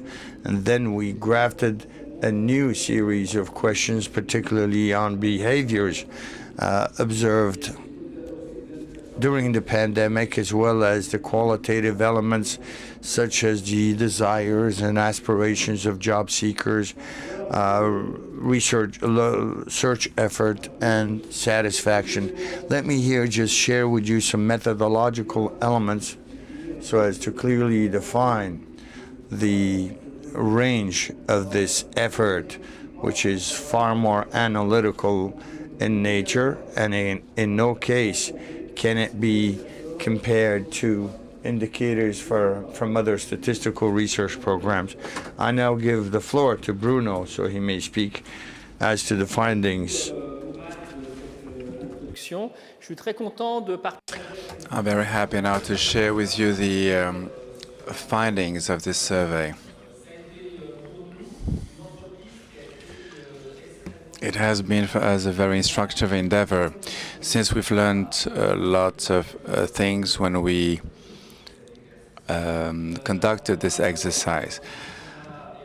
This report that was drafted is made up of 3 or 4 main chapters. The first one being the outcomes with regard to job creation and economic status. The second one is about vulnerability and work conditions. The third chapter being a description of the unemployed population. And here we focus on the frictions within the labor market in Morocco. And the fourth chapter is about the transitions between active and active populations, highlighting the female activity in particular and the seniors employment. And we have learned lots of things when we conducted this exercise. We've started with preconceived ideas, with assumptions about what we were going to find out, but then at the end of the day we were quite surprised by the final results, and this is exactly what I'm going to try to share with you. I'll start with a first and small parts of the report because there are so many outcomes, and given the time frame we have here, I had to select the main topics, but it's just somehow a summary because there are so many other additional information you can have access to when the final report will be made available to the public. So in my presentation, I'll focus on only a few aspects. I'll cover 2 main parts. On the first one and 2 topics. Results in the job creation and situation after and before the pandemic, and then I'll focus on the unemployed people and the disturbances between the active and non-active population. So what is the situation of the households? Did it worsen since then?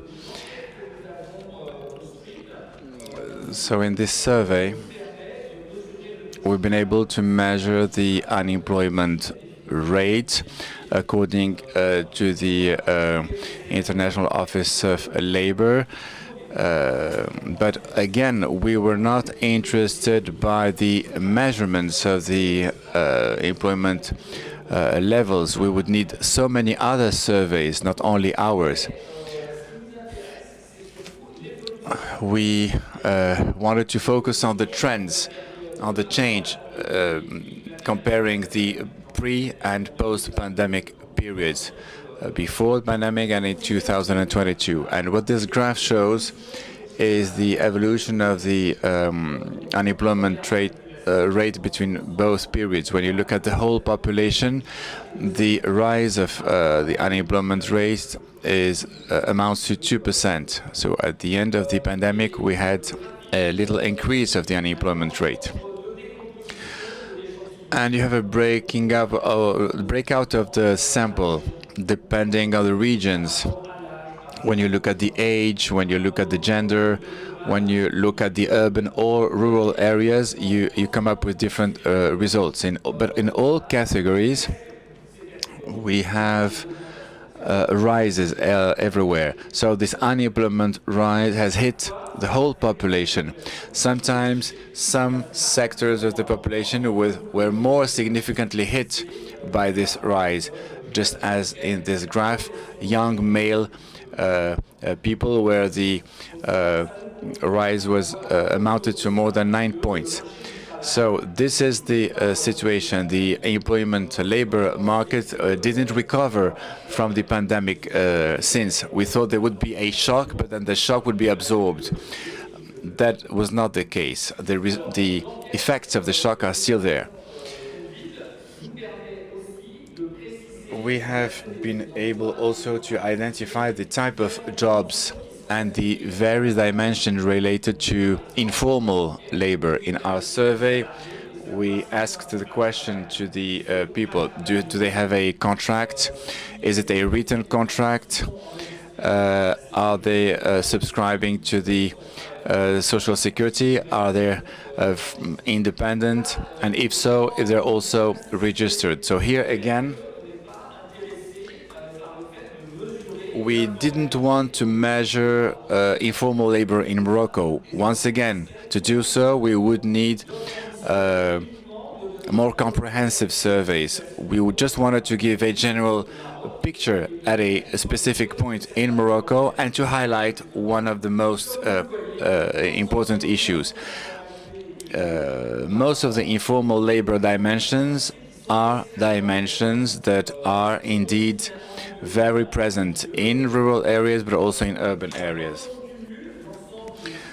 When you aggregate all these informal labor statuses, you end up with a share of jobs of around 70% of the Moroccan economy.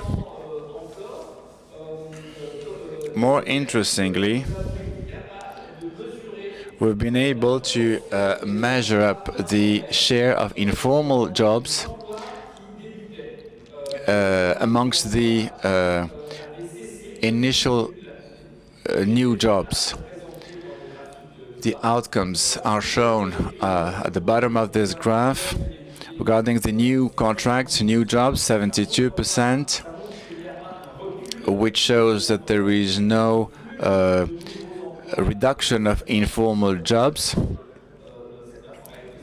which means that informal jobs are renewed, are still there, and in the middle, that's the share of informal jobs amongst jobs that were destructed during the pandemic, 89%, 20 points more. So the immediate interpretation we can make of this result is that when you have an informal job, you're more exposed to losing your job when you're hit by such a big shock like the pandemic. So this is a sign of the vulnerability of the informal jobs. Again, in our survey, we have been able to measure up the remuneration of work, the number of working hours. So we have been able to compute a hourly rate per activity. So we have been able to compare informal jobs with those who are not informal. In the top, in orange, you compare the medium working rate of an informal and formal job. For a formal job, the remuneration per hour is 35 dirhams, and the informal one at the bottom, it amounts to 16 dirhams per hour, which is a significant difference or gap.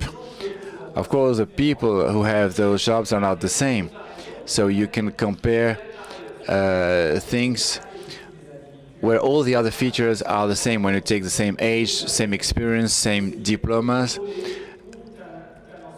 in order to compare the comparable. When you do so, you get a lower difference, a reduced gap, but still it's an important gap, a difference of 9 dirhams per hour.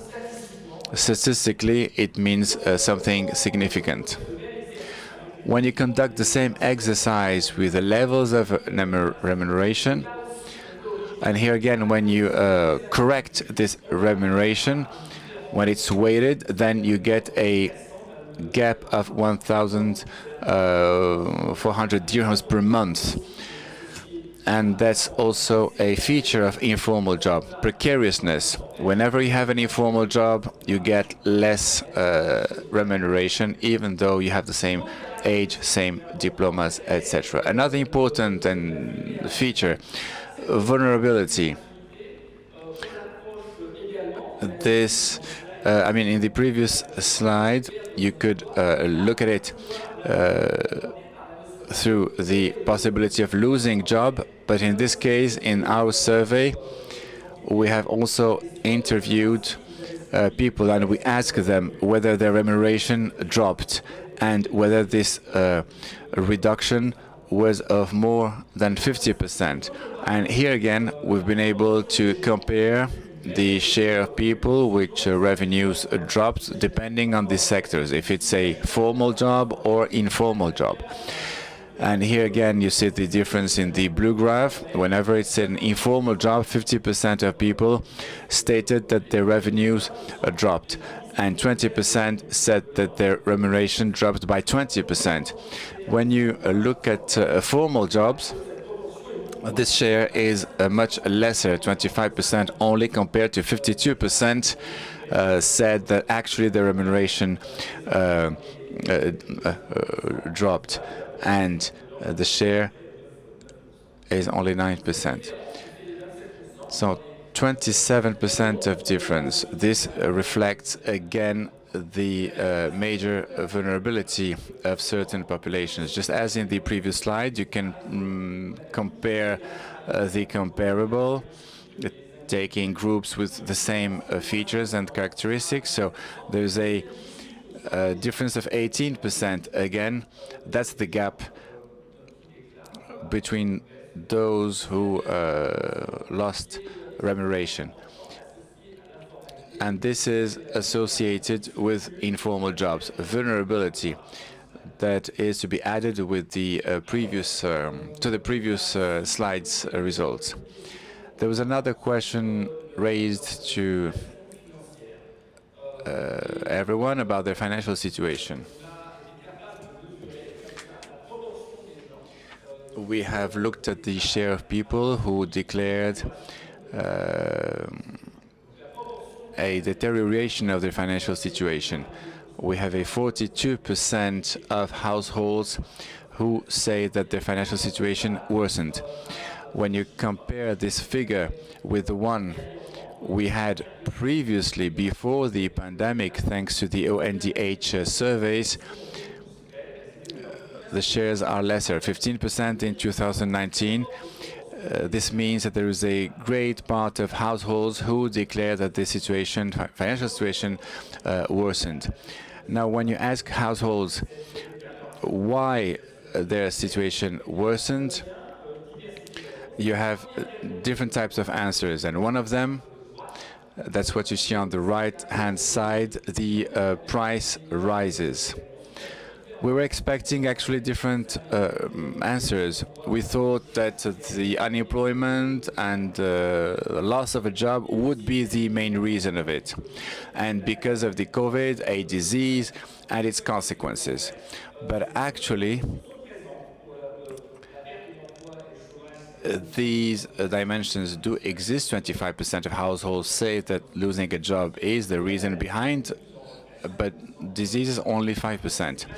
But actually, it's mainly 63% of households who say that the rise prices are the main reason for the financial situation worsening. And 20% of them also say that food is an issue, might be an issue in the future, compared to 4% in 2019. Again, this reflects the worsening of the financial situation of lots of households.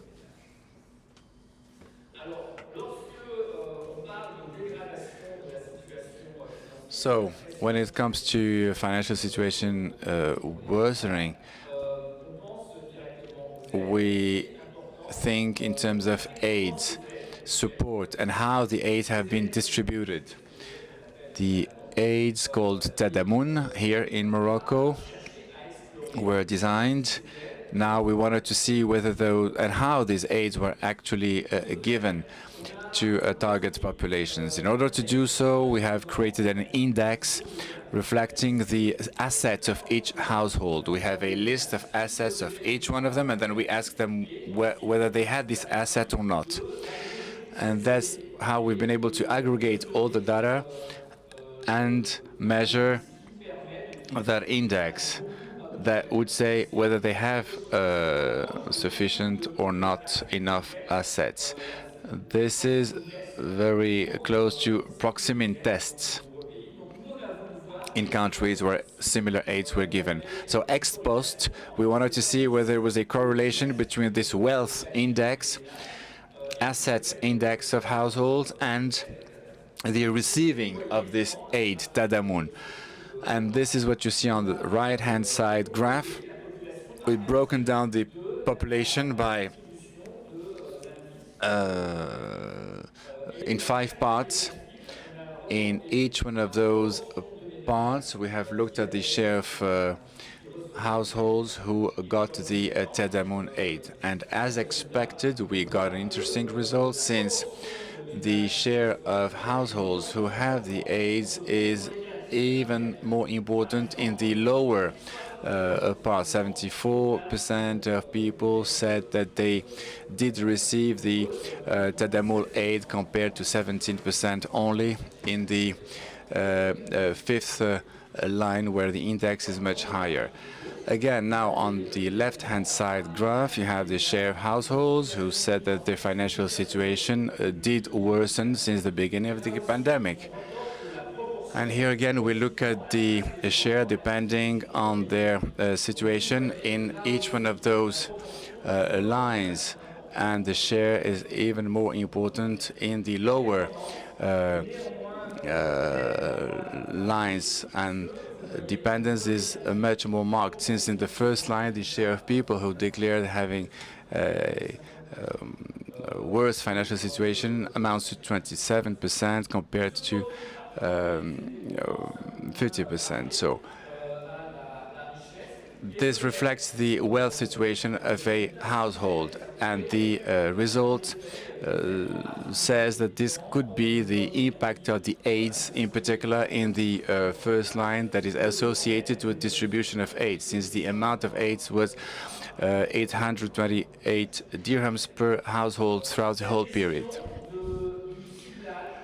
Now, the targeting of aids and the AIDS efficiency is paramount. In economics, this is a very dynamic research area. Anna, who is the scientific director, who works with me in the lab, is an expert, a world-renowned expert in this matter. And this is something where she's been working a lot. There are lots of research going on. One of the questions is, how are we going to very efficiently and rapidly distribute the aid?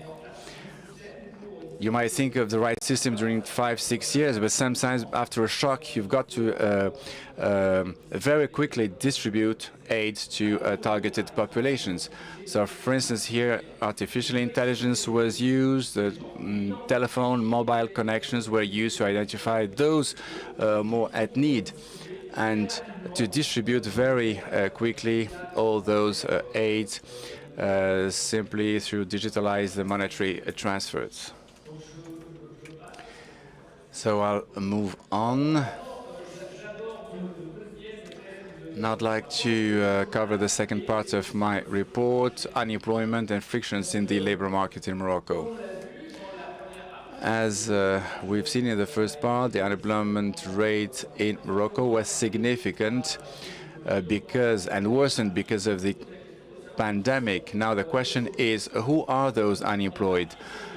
In the first part, we've been describing this population, the job seeker, the profile of a job seeker. It's a young person with no experience, who has not done any secondary or university studies. Most of them, or half of them, do not have a diploma. And a very important feature is that they are seekers of a first job, someone who has never had any experience in the labor market. Just after school, they are immediately unemployed and have no experience in the labor market. So again, the figures here reflect the features of that population, but it's important to highlight the following. There's this important feature that we all have in mind in Morocco. People who are at risk of being unemployed are very often people who do have a diploma from higher education system, and they're overrepresented within the unemployed population.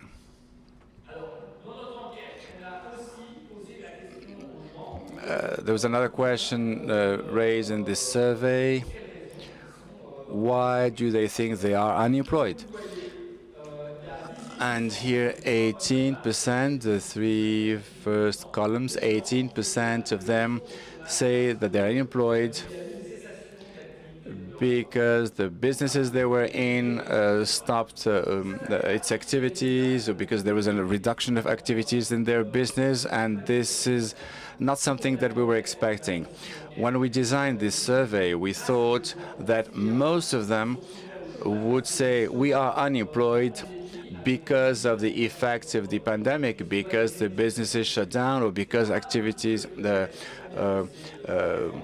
reduced. But those who actually say it's because the business is shut down amounts to 6%. So it's much more limited. The three main reasons why they're actually unemployed are the following. Again, people who leave school, 21%, drop school, 21%, or because they do not have the skills, the competences to get into the labor market, or people who just say there are no opportunities out there. So the main reason of unemployment is more related to frictions. I wouldn't say that the COVID shock is the main reason of this huge mass of unemployed people who would need to be recycled. And this is something we had in mind with in our discussions with NAPEC. Actually not. It's this frictional unemployment. People, they can't find a job because they're not skilled enough to find that job, because they do not have the right competencies, skills, and they haven't been to training programs. So all this is associated to potential intervention actions that could help and support these job seekers. In our survey, again, we asked this following question to everyone. What are the efforts endeavor in terms of research? We have here the number of hours of job seeking, 2 or 3 hours per week, 6 hours, I would say 1 hour a week on the left-hand side, and then the number of applications sent every week, and that's the percentage. So this research effort is quite limited, I would say. So again, why is this job-seeking effort so limited? Most of the time they will tell you that there is a cost related to research, or the productivity of seeking a job is not that profitable for any job seeker. Now again, in our report we have asked lots of innovative questions, and one of them being the following. What is the representation of the labor market? What do people actually expect from a future job? Are their expectations realistic or not? Anne John has led a project specifically on this matter. And here, what you have in this graph in green, the salaries that are to be found in the market between skilled, non-skilled employees, and in both categories, salary expectations by those job seekers. And then we looked at the categories of experimented, non-experimented, and first job seekers. And you get different results depending on your qualifications. When you have qualifications, your medium salary amounts to 4,000 dirhams compared to the 4,400 dirhams. That's the actual average. So there's no major discrepancy, but for the rest, salary expectations amounts to 3,000 when actually the average is 2,500, which means that there is a gap between salary expectations for non-qualified employees and the others. Same question, are people looking for a job at the right place, in the right sector, in a promising sector? So again, we ask the following questions. In which sector are you looking for a job? And this is the red number at the top. And we compare that with the different sectors. In some sectors, such as the services, the right correlation, 46% looking at services and 42% in that job. No major gap. In the construction, 9 and 12. But if you look at manufacturing industry, there is a gap between 12 and 9%. Many more seekers than available jobs. And in agriculture, it's the opposite phenomenon. You have very few people looking in this sector, whereas there are lots of jobs awaiting. So there is a huge gap between what people think about the labor market and its reality. So it's a matter of providing the right information to job seekers about the actual characteristics of the labor market. That could be a strategy that will enable those job seekers to find the right job and to conduct the right research. So again, today there are lots of research going on in order to provide more information to those job seekers. We've asked another question to job seekers. What would be the main research channel used? What's the main one? Because most of the people we have asked the question, they would say there are lots of channels. So the question here was just about the main channel of research. And the major phenomenon that we have depicted is the importance of what you see in blue are people who have already experienced the labor market, and in orange the results for the first job seekers. And 56% of them contact directly employers. 34% of job seekers, they use their personal networks. In other words, they're not using the other available research channels. So there is a phenomenon of a hidden market here. Why is it important? Because there are lots of randomized studies that have shown that when you look for a job, it's very important to actually display your skills and competences, to inform about them. It has a long-lasting effect on the access to the job market, and especially if you lose your job, you want to find a new one. And this is the effect of the hidden market. Because at some point you want to inform the employers about your competences, your skills. However, it's the sign of a flawed system, because this makes the job-seeking effort non-productive. And then there's also this ability to talk about your skills, your competences, that I think could provide much better results. Another major dimension that was very surprising for any first job seeker there is one main channel, which is actually to compete and to within the public sector. So they're not going to look for jobs amongst the available offers. They would like to have access to public organized competitions. In the previous slide, I did not say it, but I say it now. It also says that formal intermediaries are hardly ever the main research channels, but still it's a major research center, and ANAPEC is an important stakeholder here in the labor market in Morocco. We asked the question to the job seekers. We asked them whether they knew the ANAPEC, whether they were registered at the ANAPEC, and 2/3 are familiar with it, and 43% are registered indeed. So I have shown a series of slides here about the labor market. Most of them depict those frictions in the labor market. They suggest that there are competences that are adapted, but they also talk about the lack of opportunities.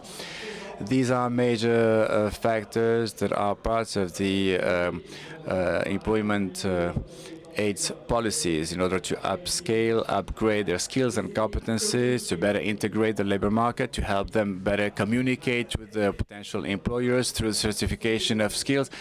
These are all crucial dimensions, but also the applying for existing offers. I have been very quick and brief here, but lots of research again that are going on how we can reduce this friction. There are lots of ideas they came up that are being tested, and we know much more now about all those items. So I'd like to conclude now. I was maybe a bit too lengthy. I had already 2 messages that I should stop this session. So we depicted a series of great challenges, a great part of households that are under financial pressure. The informal employment is still significant. There are lots of barriers impeding the entry of the youth in the labor market, and also the very weak participation of women in the labor market. So again, in this report, the lab, since we actually started our activities, we have tried to conduct lots of research on the labor market. There were studies on the prospection evaluation program, this program that is conducted with the ANAPEC, the assessment of qualifying programs, education for employment, and that's the HINEC project. We'll have a session on it this afternoon. There are also other ongoing works with the OFPPT on alternance. And there's also another project with the INDH on maternal schools that are related to the participation of women in the labor market. So lots of research going on, in particular about women's participation. Last but not least, so many other topics we would like to address. There is a new partnership with the Ministry of Education, and in around 15 days there are going to be training seminars with that ministry, with the participation of a lot of researchers. We're all willing to participate in this project, and this topic, the rise of financial insecurity, informal jobs, vulnerability of jobs, are all topics we would like to address. And with Rema is going to talk about in relation with the social security. And thank you.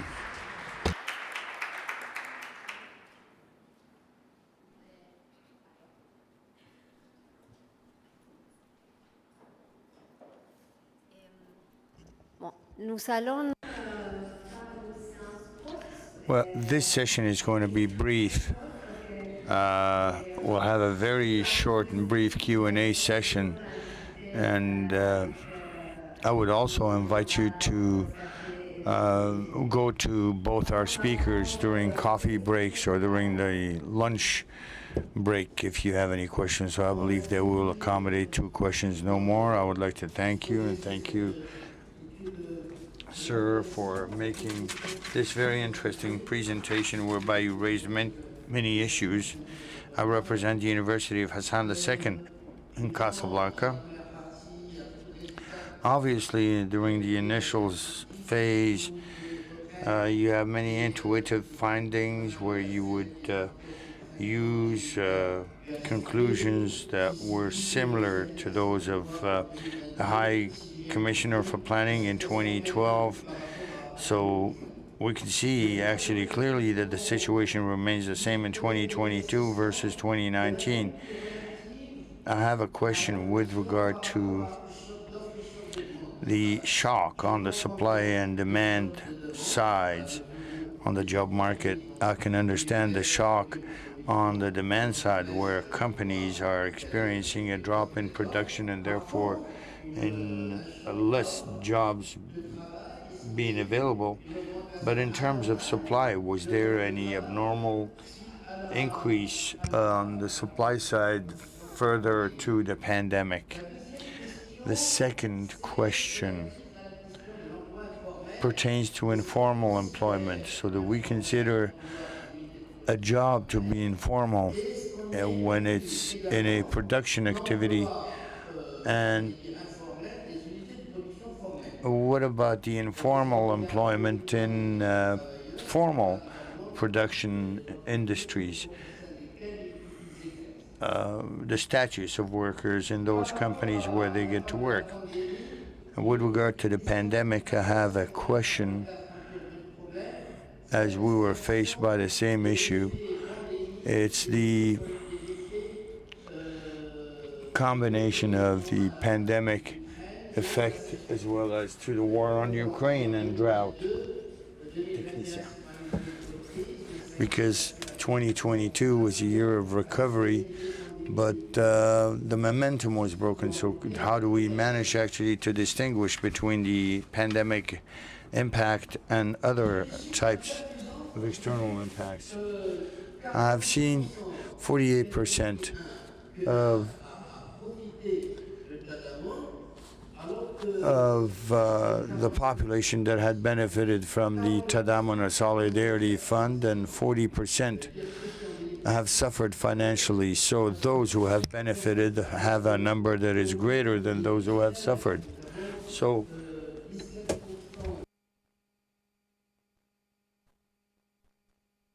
and we had actually another proportion that has suffered. So do you have any explanation to this assumption? Now, with regard to the frictions in terms of unemployment, I wonder whether we shouldn't keep the vacant positions in those companies, because from the point of view of the supply side, it may be insufficient versus what demand should be. And the stock is a proxy for demand. Is it a valid proxy, considering that agriculture employs much more people? So these are questions I have. And the last question pertains to job seekers. Here again, it's the same thing. Maybe in order to better target optimal job search modalities, we looked at the supply in terms of labor or jobs, and we've also looked at the behavior of people who are mainstreamed, and to which job search method have they resorted, so as to see who would have to make a distinction between job seekers. Thank you. That is why I would take one more question before we answer. So if anyone wishes to ask a question, if not, very well, that will be done. No more questions. Frankly, thank you very much for all such questions that are very relevant. We had started our investigation or our survey with ONDH, and maybe HCP had actually also published some of the findings. In the meantime, these are the findings that we have made in the investigation we launched. You also asked a question on the supply and demand for labor, and also to know whether we could see something. No, here we do not see reasons why people would say that they are unemployed, because I apologize. We see very few explanations that would be associated to the fact that there was a reduction in job offers. It's not directly job offers, but it's the degradation of financial conditions, whereby we see that there are very few elements that are linked to the pandemic. Many people thought that there would be an important drop in job offers, but we did not really observe this element, says the speaker. After you had questions on informal and informal employment, we had asked the question to people on the type of contract arrangement they had when they were employed. We do not worry whether the employer is formal or informal, but we worry rather about the status of the worker, whether they are formal and informal. So in terms of the statutes of informality, we consider that these are employees that do not have a work contract and they are not registered at Social Security. As soon as you have this when you have this situation, it is actually an informal salary worker. Then you ask questions on the pandemic. We cannot identify the shock of the pandemic. We just do the evolution between the post-pandemic and the pre-pandemic period. And you had the pandemic, of course, drought and Ukraine war. All of these are elements that have accumulated, and therefore it is out of the question for us to say that it is the effect of the pandemic.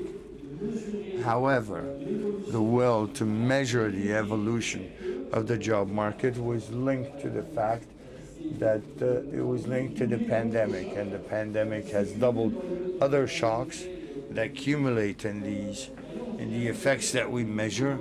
We never say the effect of the pandemic, but we would say just the day after the pandemic. Then you have the question on targeting. Here we just wanted to illustrate what could have taken place. If one uses the proportion of people who say that their financial situation has degraded, this is to illustrate the possible effect that assistance would have on the financial condition of households. We do not view this as a measure, but just to illustrate the fact that this slide was there to illustrate the fact that it is important to think about targeting assistance packages. It's not as easy, but it is just as important to say or to wonder whether such assistance has helped reduce poverty. And the study that I talked about in Togo, it helps to target assistance, but the outcome is that the assistance which was paid out did not prevent the situation of the condition of households from degrading. The last question you had asked was relevant, particularly on the frictions caused by unemployment, as well as the role of companies or employers. Is it simply a matter of supply, or rather of demand on the job market on the side of companies or employers? The study we're currently conducting with ANAPEC is exactly associated to this issue. The study we're conducting with ANAPEC provides that it is very important to make sure that there are job offers that are available and that could be matched on the job market, and therefore the effort would be to help these companies to face the issue of job generation and recruitment with a concern that it's not just a matter of providing assistance to job seekers, but you also need to make sure that there are jobs to be filled. However, it seems that the charts that we've shown, as well as the maybe summary analyses, show clearly whether there is a simultaneous friction issue on the labor market with a preponderant weight of the job quest through informal channels. Thank you.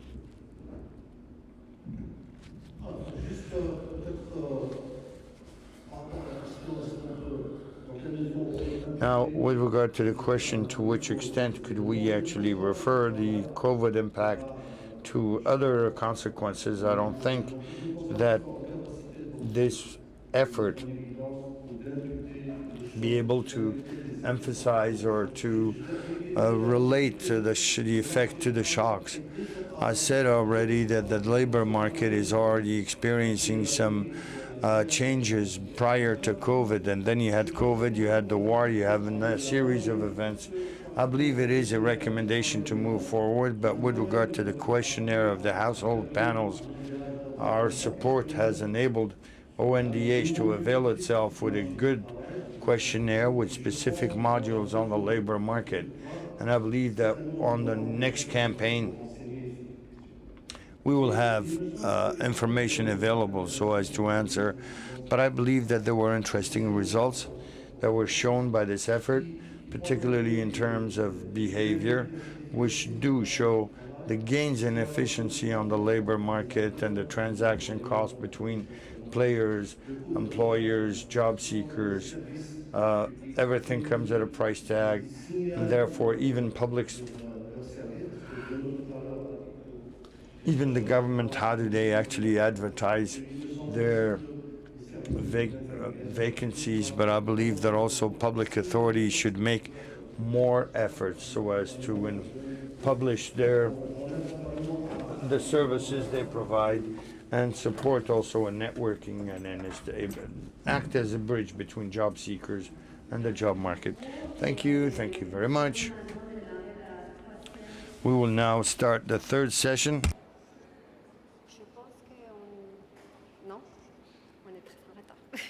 Nous allons démarrer la troisième session plénière. We are going to start the third plenary on prospection as well as assistance services of ANAPEC. I would invite Murad to moderate, and I would also give the floor to Paul Delvaux, a student, PhD student at Harvard, Mrs. Hamdi, and Mrs. Boubia, who are heads of departments within ANAPEC, who are going to make this presentation along with Bruno Crépon.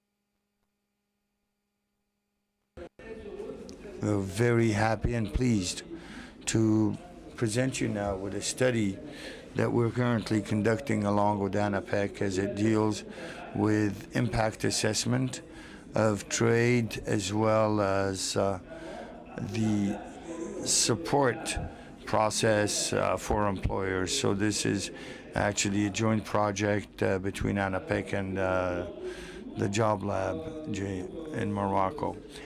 Now, the agenda.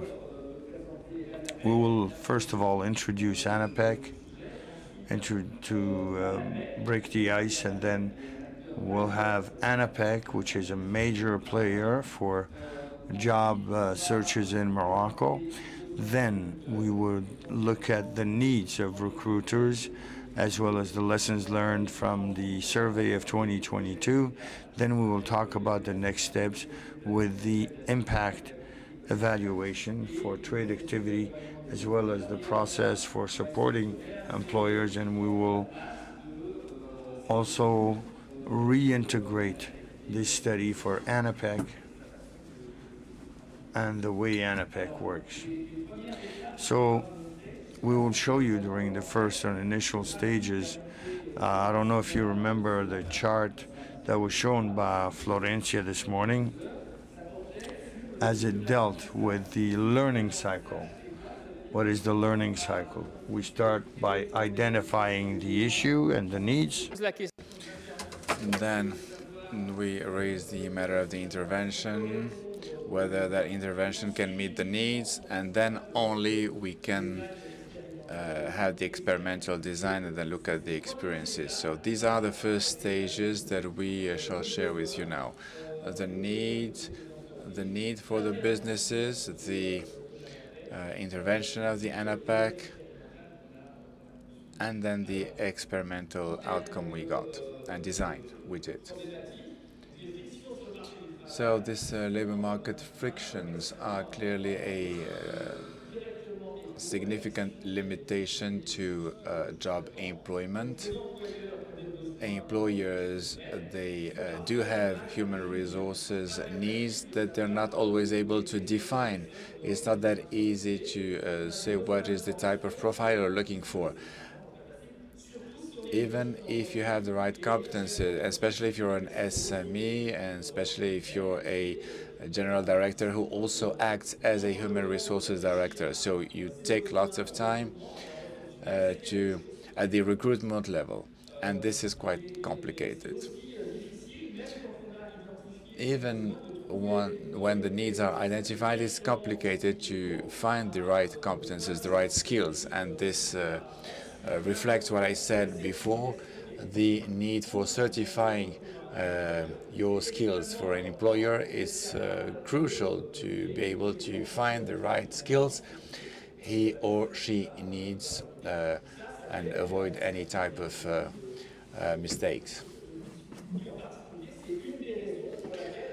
And that's the reason, one of the reasons why the businesses turn towards the hidden market. They may use their networks instead of posting lots of job offers, and they know they're going to receive lots of applicants, and it is hence going to be very difficult to make the right selection. So because of this, the employment process is costly, and businesses may hesitate before getting into a recruitment process. And this can be a limitation for job supply in the businesses and be a cause of unemployment. And this is one of the things we try to look at in our study. Now, I'll give you the floor. Would you like to come up here because of the microphone? Or use the one you have over there?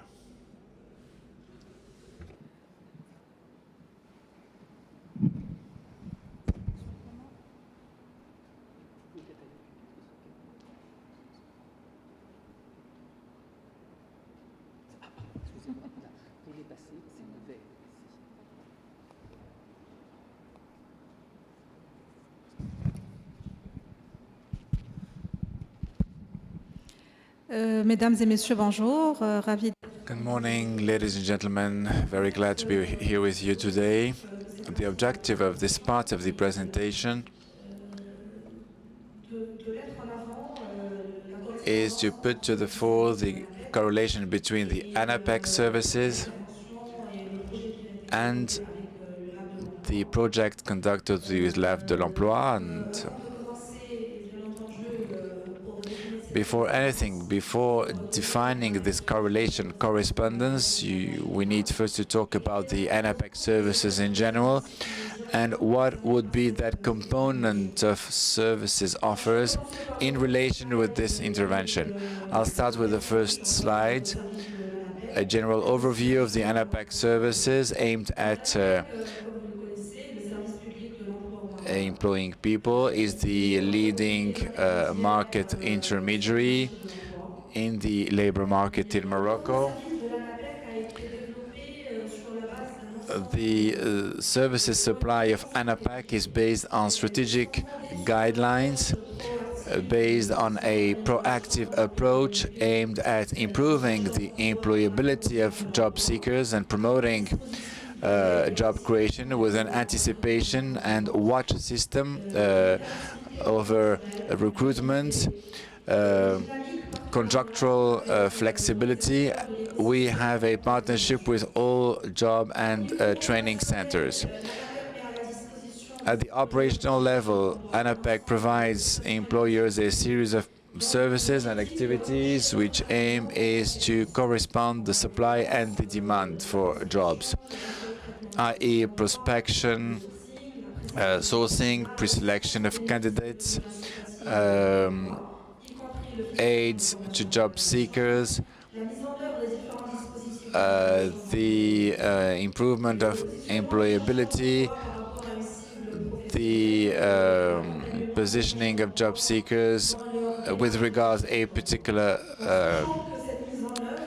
job. The implementation is done within a framework for job seekers and researchers. Let's zoom on the correspondence between the project of Lab pour l'Emploi and the services offer of ANAPEC. The Lab de l'Emploi intervention is mostly based on the customer relationship with the employer. This process is based on an integrated framework that looks at the needs for competences. It uses different instruments, prospective watch of ANAPEC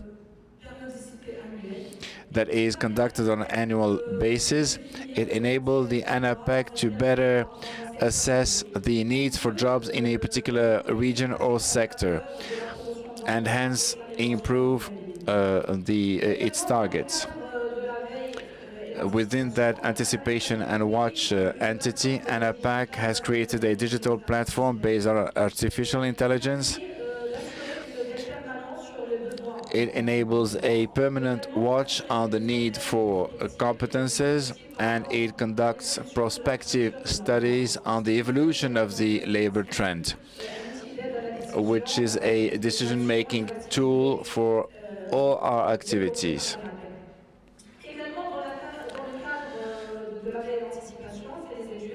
We conduct studies, surveys in partnership with other players. Now, the second chapter, the direct relationship with employers through prospection. This is part of a system that ANAPEC has designed recently, hence the intervention of Lab pour l'Emploi, based on the segmentation of the employers and then the support and the recruitment based on the aids given in that framework. Regarding the customer relation part, we provide the sectoral approach aiming at adapting its offer depending on the specificities of each sector in order to support all sectoral dynamics. And since we try to include the customer relation within a continuous framework, we thought we needed an assessment system based on the impact and satisfaction studies conducted by the ANAPEC. Now, regarding the involvement of the Lab pour l'Emploi, this center was acted on two main components: the prospective watch campaign, and we'll have a few slides on that. This prospective campaign was also about the participation of the Lab pour l'Emploi. That was the source of the definition of the employer's target, which was to be assessed within that whole framework in the second stage. The second stage is about how this commercial activity is organized with a professional support provided by ANAPEC, and the whole value chain for recruitment with the selection, the reviewing of all application, etc. All this is through a system providing a traceability of all actions conducted with the targeted employers within that whole assessment framework. Now, regarding the collaboration with the Lab pour l'Emploi, the objective for the ANAPEC is to conduct self-assessment for better understanding of the recruitment processes, see whether the business's prospection can improve visibility of the ANAPEC. We do have a new mechanism for that. With the Lab pour l'Emploi, we had this opportunity to assess our own tool and see how it could be improved, see whether the ANAPEC services actually meet the needs of the employers. As I said before, within this framework with Lab pour l'Emploi, we take into consideration the whole value chain, how the employers are supported, how their needs are defined, and how we actually proceed with the recruitment, and how they actually benefit from the aids, and how training are provided in order to upscale the competences of job seekers.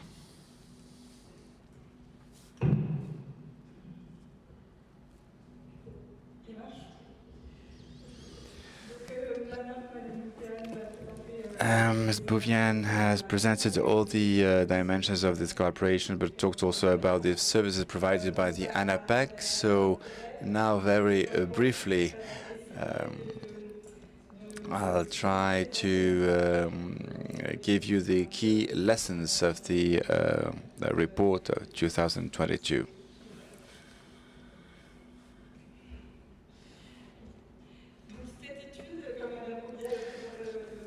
As Ms. Bouvian said it already, the study was the first stage of our project conducted with the ANAPEC. We wanted to make sure that our research protocol was better enshrined within the daily activities of the ANAPEC. So this was a baseline initial survey for our impact assessment. So we decided to implement it jointly within this watch survey that is conducted on an annual basis by ANAPEC in order to anticipate the needs of the market in terms of competences and training. So the objective of the 2022 survey was to use the existing data,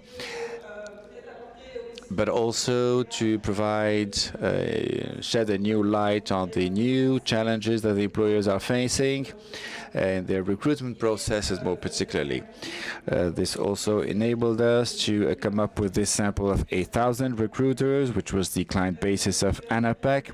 That would be the baseline for our study for impact assessment, on impact assessment. So this is the sample of 10,000 recruiters, but we wanted to show you the breakdown of those employers based on two main dimensions: the sector, but then also the size of the businesses covered by the sample. This two graph actually provide a comparison of the these two dimensions, the recruitment, the recruiters that served as a base, but then also the assessment given by the SNSS. And these are the statistics of 2022. On the first graph on the left-hand side, What you can see is breakdown of the various sectors of Moroccan recruiters, and in blue our watch survey, and brown and orange the data from the CNSS. And what you can see is a similar trend for all activities and all sectors. On the employers side, there's a overrepresentation of the major big employers, because the Moroccan economy is also made up of very small SMEs that amount to 63%, and this comes from the CNSS report. So we end up having a sample with the biggest employers, but it also has it's quite meaningful, because this is where most of the jobs are to be found. So this is the outcome of this watch survey, but our initial objective was also to assess the needs in terms of training. Hence, this question raised to the employers, i.e., what were their recruitment projects? And there were lots of options. One option would be no anticipation, no recruitment prospects. Another one would be very defined recruitment processes. The employers, they knew exactly what would be the recruitment processes, and then an intermediary situation. We knew we would need some recruitments, but not necessarily a very defined job profile. So both graphs provide answers to these questions. On the left-hand side in blue, these are the recruitment needs, depending on the size of the recruitment, from 1 to 10 employees in the first line, medium businesses 10 to 100, and then big groups of more than 100 employees. What comes up quite obviously in this graph is that the big players seem to have a stronger need for recruitment if you compare to the 46% of small businesses compared to 30% of big businesses. Those who do not anticipate any recruitment need. But also, if you look at the column in the middle, the one with a clearly identified process. Here, there's a real challenge, since we need to define the type of competencies that we need, the job description of the people we want to recruit. And this is what comes from those questions. And now, regarding the training needs, the needs are a bit lesser here, but there is a main point about the definition of the training needs. We know that for new job applicants, we will have to adjust the existing skills and competences to the needs of the businesses, but we do not know clearly what kind of training we will provide to those newcomers and how this training process will be implemented.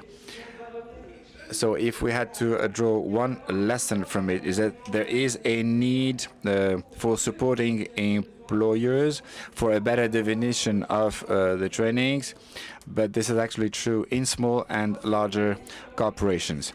In this study, we have tried to understand what were the major recruitment challenges that employers were facing.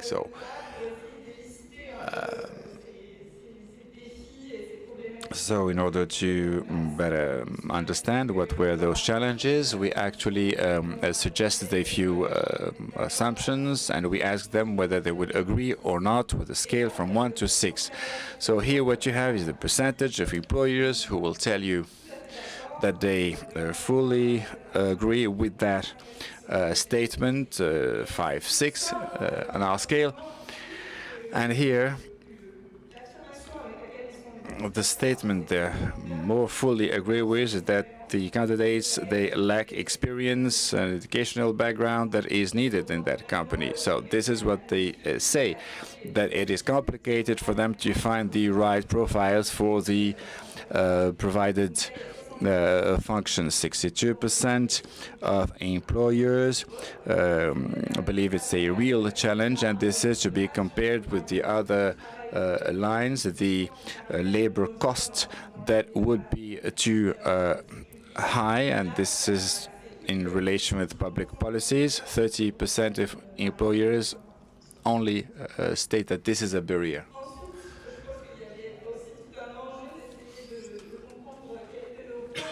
We also wanted to understand what was the exact role of ANAPAC when it comes to supporting employers in their recruitment process. So we needed to quantify, as done with the COVID report. We wanted to know what were the recruitment channels used by the recruiters over this past 2 years. So again, we asked them what were the recruitments that they did, and to give us all the channels that they have actually used. And here again, what we see, the first two columns, that spontaneous applications and recommendations that come from the networks are still the main channel, the main source of recruitment for those employers. We've seen it in the COVID report, and here again, the employer side, it is still a very important channel. Another finding, 39% of respondents say that they have used ANAPAC as a recruitment channel over this past 2 years, which makes ANAPAC as a major intermediation labor entity in Morocco. Recruitment sites amounts to 30%. Whereas new intermediations such as LinkedIn or Facebook, which were also potential options, that only amounts to 18% of the employers. So given all this data, we also wanted to understand what were the opportunities for the ANAPAC in terms of supporting the employers. And here we took two main key indicators. The share of businesses who stated they have got in touch with the ANAPAC and used its services. We asked that question, whether they use their services, and if yes, which services. And the second question was, we wanted to know their opinion about the ANAPAC services. On the left-hand side graph, 32% of employers in our sample, which were clients of the ANAPAC, stated they never benefited from the ANAPAC services. At least that's what they said. And when we look at its regional breakdown in all regions, we have targeted all those employers that needed that ANAPAC support. And there was another additional question at the end of the questionnaire. We asked the question whether they would need some kind of advisor support from the ANAPAC. And here a major part, 95% of employers seem to need to know more. They want to know more about the ANAPAC services, what it can provide, but still they have this feeling that some services are not clearly understood and they need to know more about it. Well, now in terms of key lessons learned, if we are to recap with regard to what this survey has taught us, as we have more figures and details on the policy briefs that are on the table over there. The first finding is that there are needs, both in terms of recruitment and in terms of training for small or large companies. They all have needs, but there is not always a clearly defined project, and therefore we need to provide support on how is it that we would move from a need that is more or less identified to the recruitment support for the employer. There are also some major issues that have been reported by employers with over 70% that deem that there is inadequation between their requirements and the competences of job seekers on the Moroccan market. And we've seen also that a dormant market represents the broadest part of the said job market. So anything that comes out of the centralization of job offers does not allow for the opportunity to find an immediate job or to find a job forthwith, with the finding, of course, as ANAPEC is the main stakeholder, and finally, to see the opportunity that may exist. You have a third of the employers that are in our sample who have said that they did not benefit from any services provided by ANAPEC. That's not a statistics that I have related, but you have, for example, IDMAJ, which is a well-known agency for employers, and therefore there is a broad potential for employers to resort to ANAPEC via IDMAJ.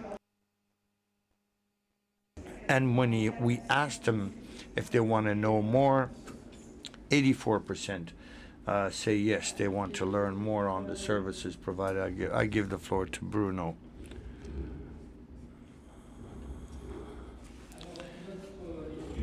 Our study, or our target study, particularly the trade activity and the support to employers by ANAPEC,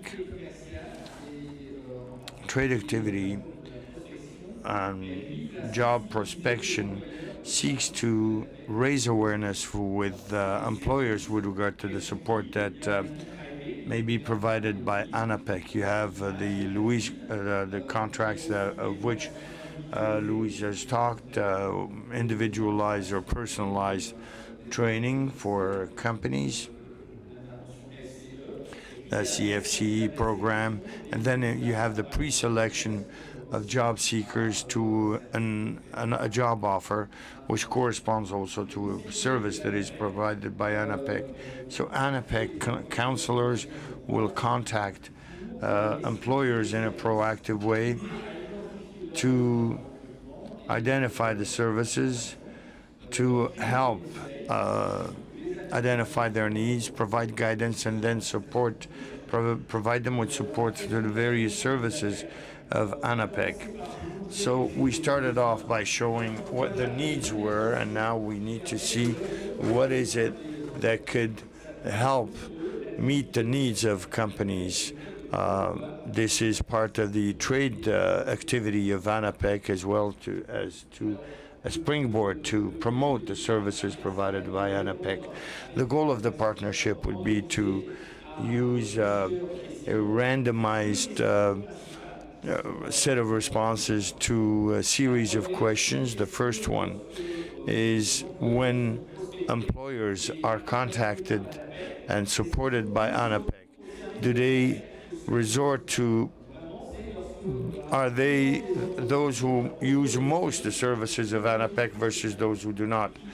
And the second question is, resorting on the longer term, or resorting to a service provided by ANAPEC, improve the recruitment process? Does this mean there will be more job offers that will be filed, also whether companies will be more satisfied with the profiles that ANAPEC sends them, as well as the skill sets that they need for their needs? So in order to answer these questions, we do what we call a randomized evaluation, whereby we identify 8,000 employers that are included in our evaluation, and these are employers who have filled out or responded to our questions, and it represents less than 10% of the employers who are registered in ANAPEC's database. And out of those 10,000, we would randomly draw. You would have 4,000 employers that will be contacted rapidly. Now, currently, today, we're contacting employers we've sent out the list of employers to contact to companies, and we will contact each and every one of these 4,000 companies so as to be able to develop the activity that we had detailed. We'll contact them and we will describe our services and we'll offer our services. Then you have 4,000 employers that should not be contacted immediately. We have a period where our counselors should not contact these 4,000 companies, and for the 90% remaining out of the number that we have included in our experience, they can contact these companies freely. So when we say do not contact these companies immediately, it simply means that ANAPEC is not going to contact these companies. But if you have a company in the list of the 4,000 that should not be contacted, and this company contacts ANAPEC, of course, if they have a need, we will meet their need. It's just a perspective approach that is different. When I contact companies, may I raise some interest for them in a concrete manner for the services we provide. So that's how the study is unrolling. It's all of the operations that we have conducted and we are conducting for the study. You've seen that it's been rather long. It started in the fall 2020, and we had identified the program to be assessed. In the beginning, we didn't know. We had hesitated with many other programs that were still in the making in ANAPEC, whereby we said, well, because of the pandemic, there will be an enormous number of job seekers that will come to us, and we have to develop services so as to re-employ those job seekers so that for their human capital doesn't degrade after a prolonged period of unemployment. In the beginning, it was not easy, and this also portrays our lack of knowledge of the major challenges that are related to COVID. So as you can see, the COVID pandemic has completely modified the situation. And then we have designed an assessment. We've had many talks with ANAPEC so as to design the evaluation on the experimental device, which was not necessarily easy. Because when you have to design an experimental device, it has to be mainstreamed within the operational constraints faced by the partner. And here we had a lot of talk, which allowed us to reach an adequate combination between those constraints and the fact that one be able to conduct the evaluation. During this period, we've had a lot of work that was done, and here the entire team which took part in this project, Abdelawel, he's done a considerable job so as to clarify the data that we could use within ANAPEC so as to conduct our assessment. And in June 2022, we were able to launch the communication campaign of ANAPEC with regard to the survey. So the responses that Louise shared with you would be the results or the responses that are associated to this survey, which was conducted in June 2022. In July 2022, we finished the watch survey, and we were able to implement the device to raise awareness with the counselors so as to implement this experiment. 4,000 employers to be contacted that are distributed on the territory covered by ANAPEC, and therefore would employ a large number of local branches of ANAPEC. So we needed to make them fully aware of all of the activities that they would have to conduct, and this has taken all the time. of the fall in February 2023. Now we have started to call. Our counselors are calling these companies. So there is actually a first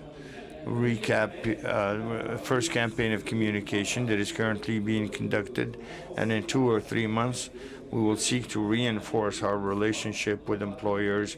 So we will make a series of calls, and later this year we would measure all relevant indicators with employers, and we will resort to all administrative data that are related to recruitments within these companies.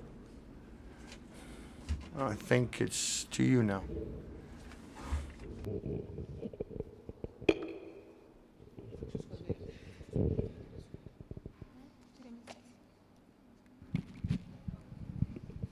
Merci Bruno, mesdames et messieurs. Thank you, Bruno.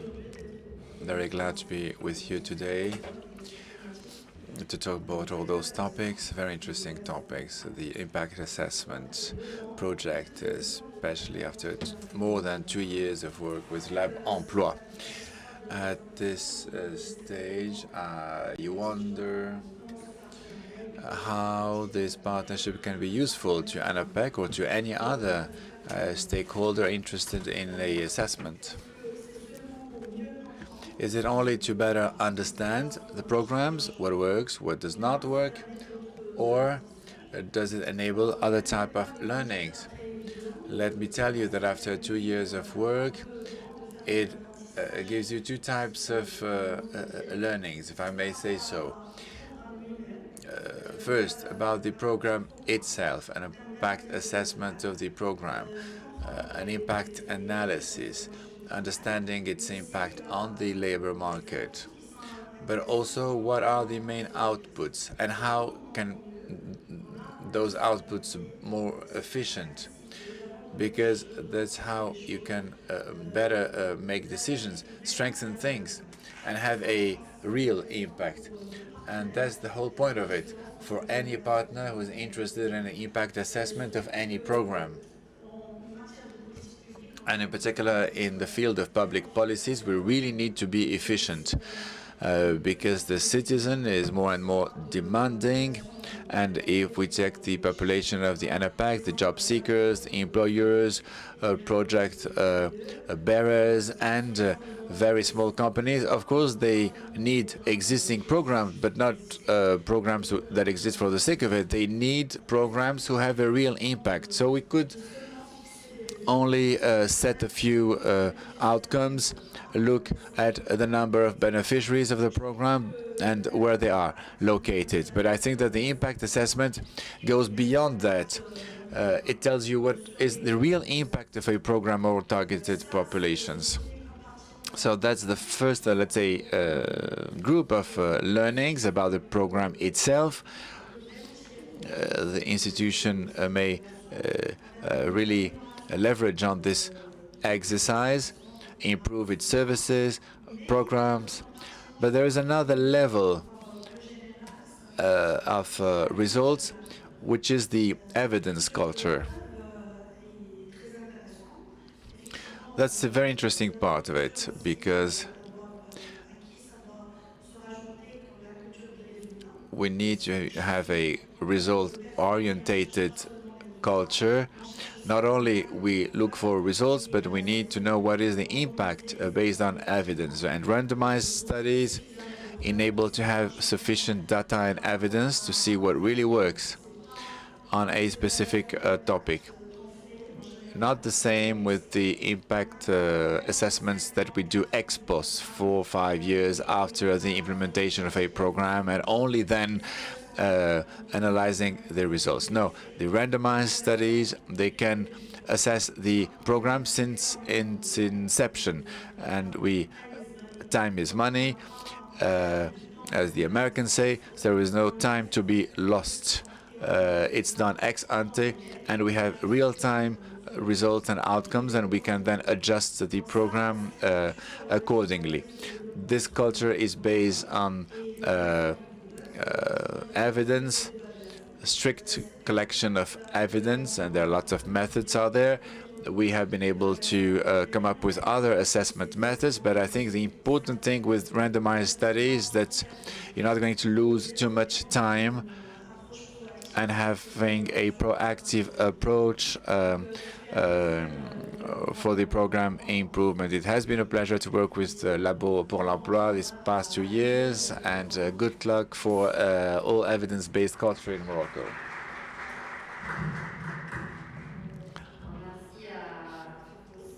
Well, thank you to each and every one of you. We have some time for a few questions, if you may.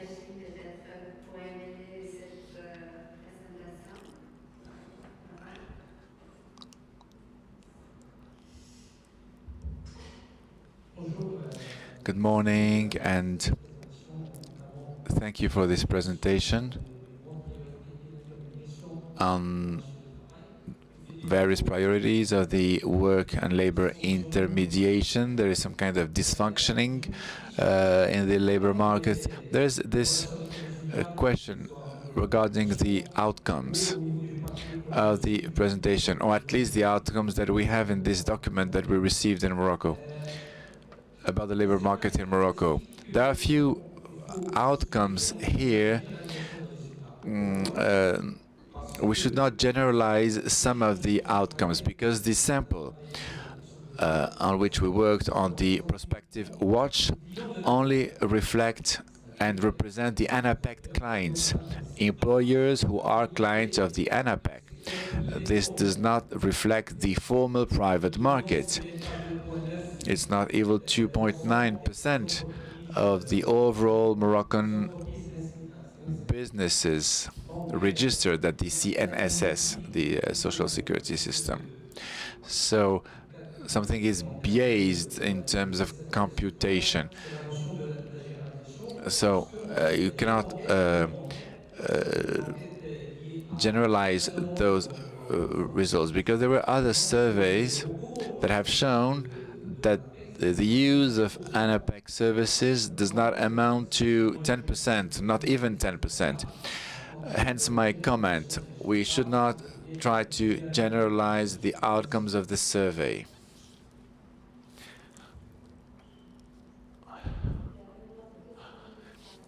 Another question?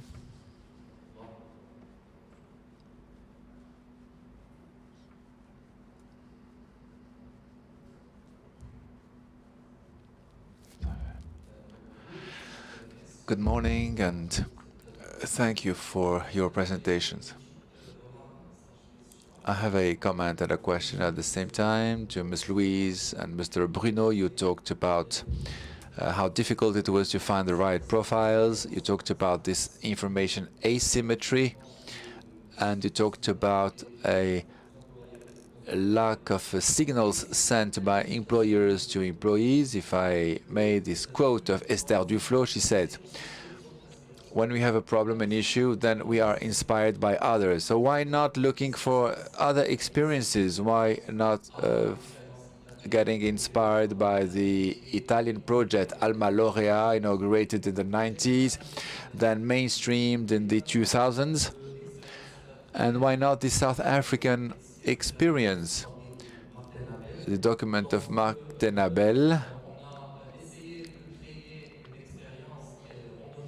There was a randomized experience made on the inclusion of an application letter to a former employer in order to show that that profile was the right one for that employer. And maybe one last question.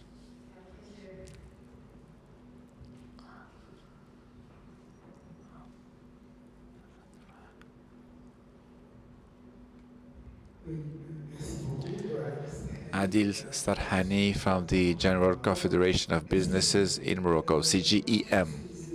I agree with the gentleman earlier on. Okay, you can talk about ANAPEC, but there are also private temporary work agencies. Sometimes they get in as a temporary worker, but he may end up being an employee. This comes from the Ministry of Labor. We talked about the employers, but then again, let's go back to the previous session. You talked about the connection between job seekers and ANAPEC. 44% they are aware of the ANAPEC. The problem is that the use of former intermediaries is not the real channel. So we talked about ANAPEC, and that's fine. It's only about public services, that it's for free to public entities.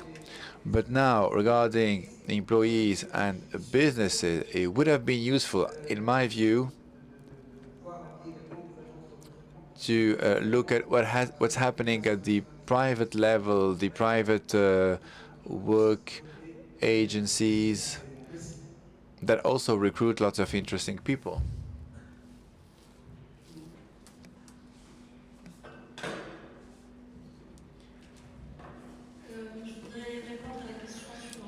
I'd like to respond to the question about generalizing the outcomes of this study. Indeed, we've got to provide some nuance here, because, I mean, this is one part of the activities of the ANAPEC, and given our experience, we always thought that also in terms of how we communicate and publish the results, there's some kind of weighting of the outcome depending on the employer sample, the sectors, targeted sectors. So we have a better representation compared to previous years, since we are now targeting the whole customer base of the ANAPEC. But now, when you look at the prospective watch of the ANAPEC, the one of last year, you will find out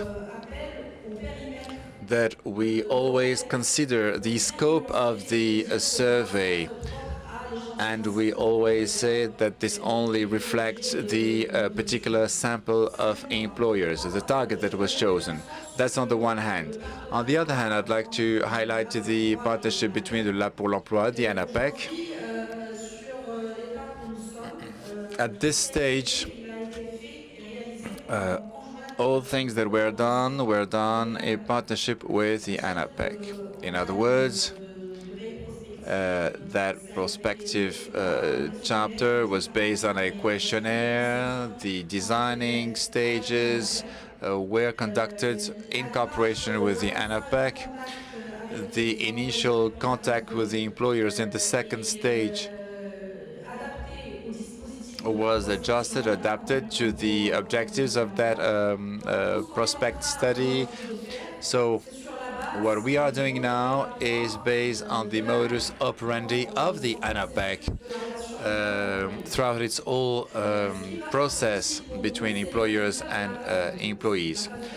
But we are interested in the outcomes of the stage 2, because it will tell us what is the contribution, the added value of this prospect, what are the mechanisms that actually have an impact on all categories of employers and job seekers, regardless of their location, because a job seeker may contact an employer even if you're not familiar with the ANAPEC. And there's also this loyalty program made by the employers. In the second stage, which results are still expected, we're still awaiting for those outcomes, we hope we'll be able to analyze the whole value chain, customer relationship with the employer, because it's not all about the job seeking. You've got to think about all types of employers, but also what are the products that are provided to employers. And this is why we have included all the value chain, the supporting of employers, in order to identify the improvement that can be made by the ANAPEC to those employers.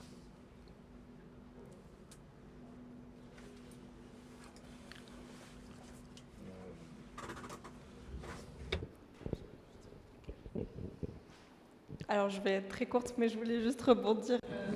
I shall be very brief, but like to also address the representativity and the sampling dimension. I think at some point you have to start somewhere. So we did start with a list of employers that could be used as a base for our survey, but indeed this is a very sensitive matter. We've been discussing with the region of Casablanca that is very active on the identification of job, on potential employers, but this is something we've been learning throughout this whole process, and now we are working also with other entities that may represent better all the other formal labor market in Morocco. But this is indeed a redundant matter, and Bruno mentioned it. How do you assess, how do you analyze an impact assessment? Of course, you start with what you have at the beginning, but at the same time, you think about what can be improved, how you can extend the scope of employers you're targeting and improve the meeting their needs. And then regarding the representativity of ANAPEC as being one of the labor intermediaries in the labor market in Morocco, here again, we're open to collaborating with other stakeholders. But of course, ANAPEC already had an important, let's say, place in our sample, because it was important for us to understand how its services could meet the needs of the employers and how some of these services could be improved. But this does not mean that we exclude the role of other labor intermediaries in this market. Obviously, we are here a very open and global learning cycle beyond the ANAPEC. If there are any other intermediaries who would like to be part of a assessment cycle and who would help us understanding the recruitment cycles, you're all welcome. May I please just add one piece of information? As I said at the beginning, this impact assessment studies help us understand and identify the behavior of employers and job seekers.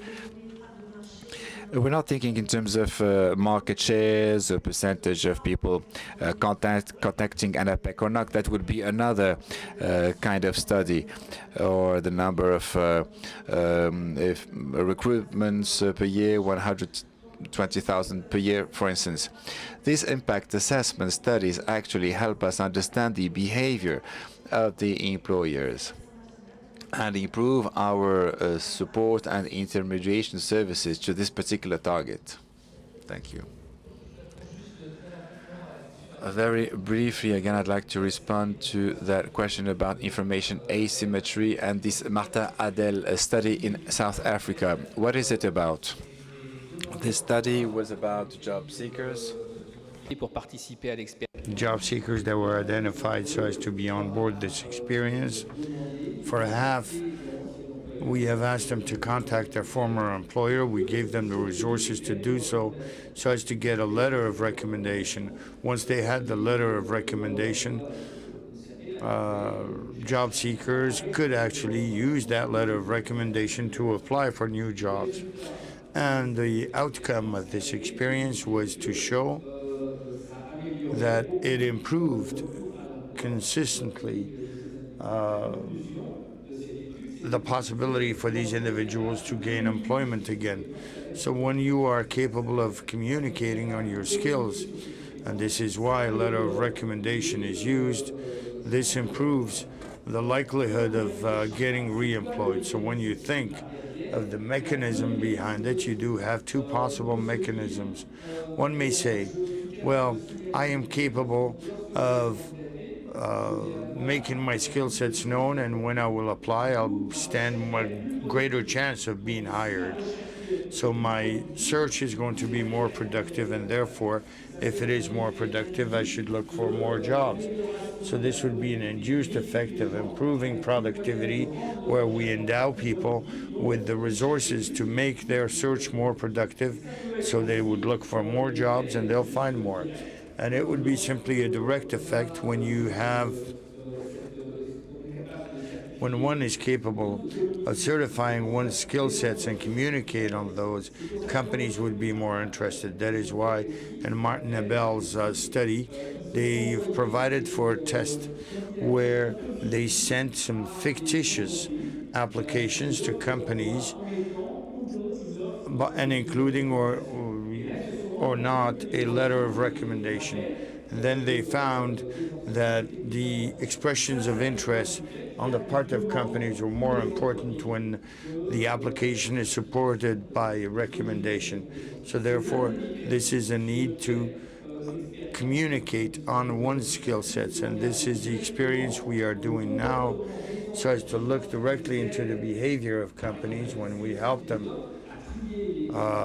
through the selection of candidates or would-be applicants. And then we see whether there is an improvement of employment in these companies.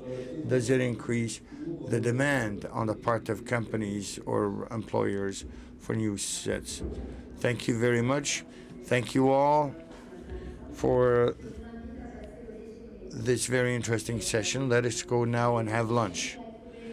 We will reconvene here at 2:30 for a presentation on the preschool impact in Morocco, and it will be followed by group sessions so as to be able to exchange directly with the partners who are leading these projects. So I'll see you again at 2:30, please, for the afternoon session.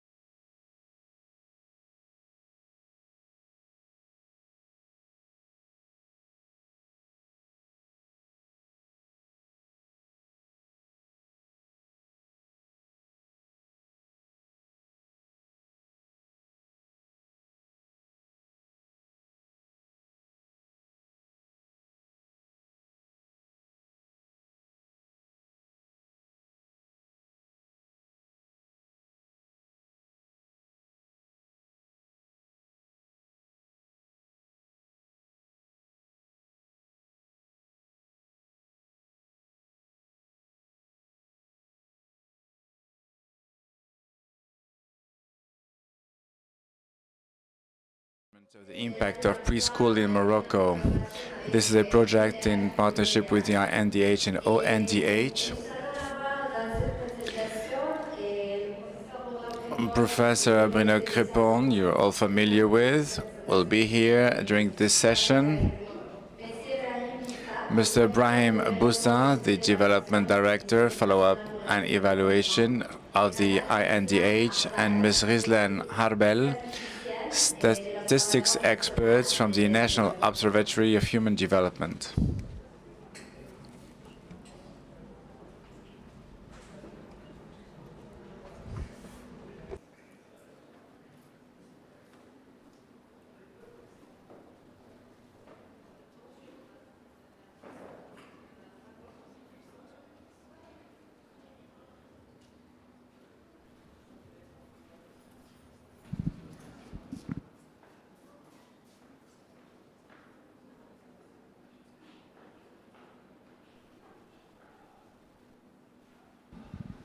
Bonjour à tous et à toutes. Good morning to all of you. I'm very glad to be with you today.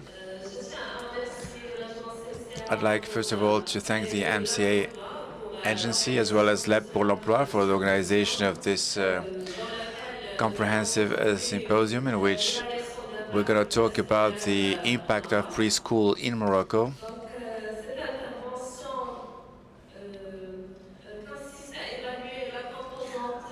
I'm going to show the importance of preschool in our project called Impulsion of Human Capital in the Upcoming Generations that was launched in the third stage of the National Initiative of Human Development.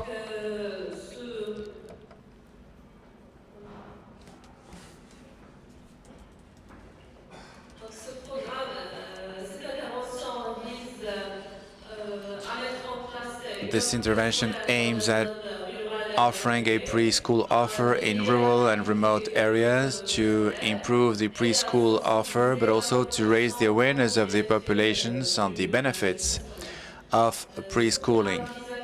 This program aims at creating 10,000 modern preschool entities for kids from 4 to 6 years, but also to update 5,000 others in the upcoming 5 years. This assessment aims at measuring the impact of preschool entities in the rural world and aims also at improving the inclusion of young children in preschool in Morocco. These preschools do have a great impact on the pathway of the beneficiaries. And I'll give the floor to Bruno, who's going to talk about methodology, research, and the outcomes of this study.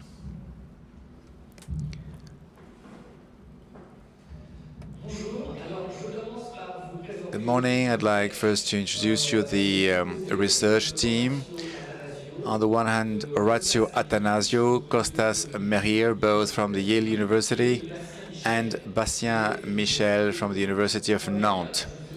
I'm not personally part of the research team, but the three of them actually have not been able to attend this meeting today, and I'll be their spokesperson, if I may so, and I'll be sharing the experimental findings of the study.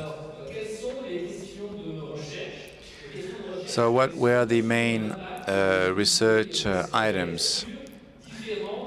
It was about analyzing those preschool units of a significant size.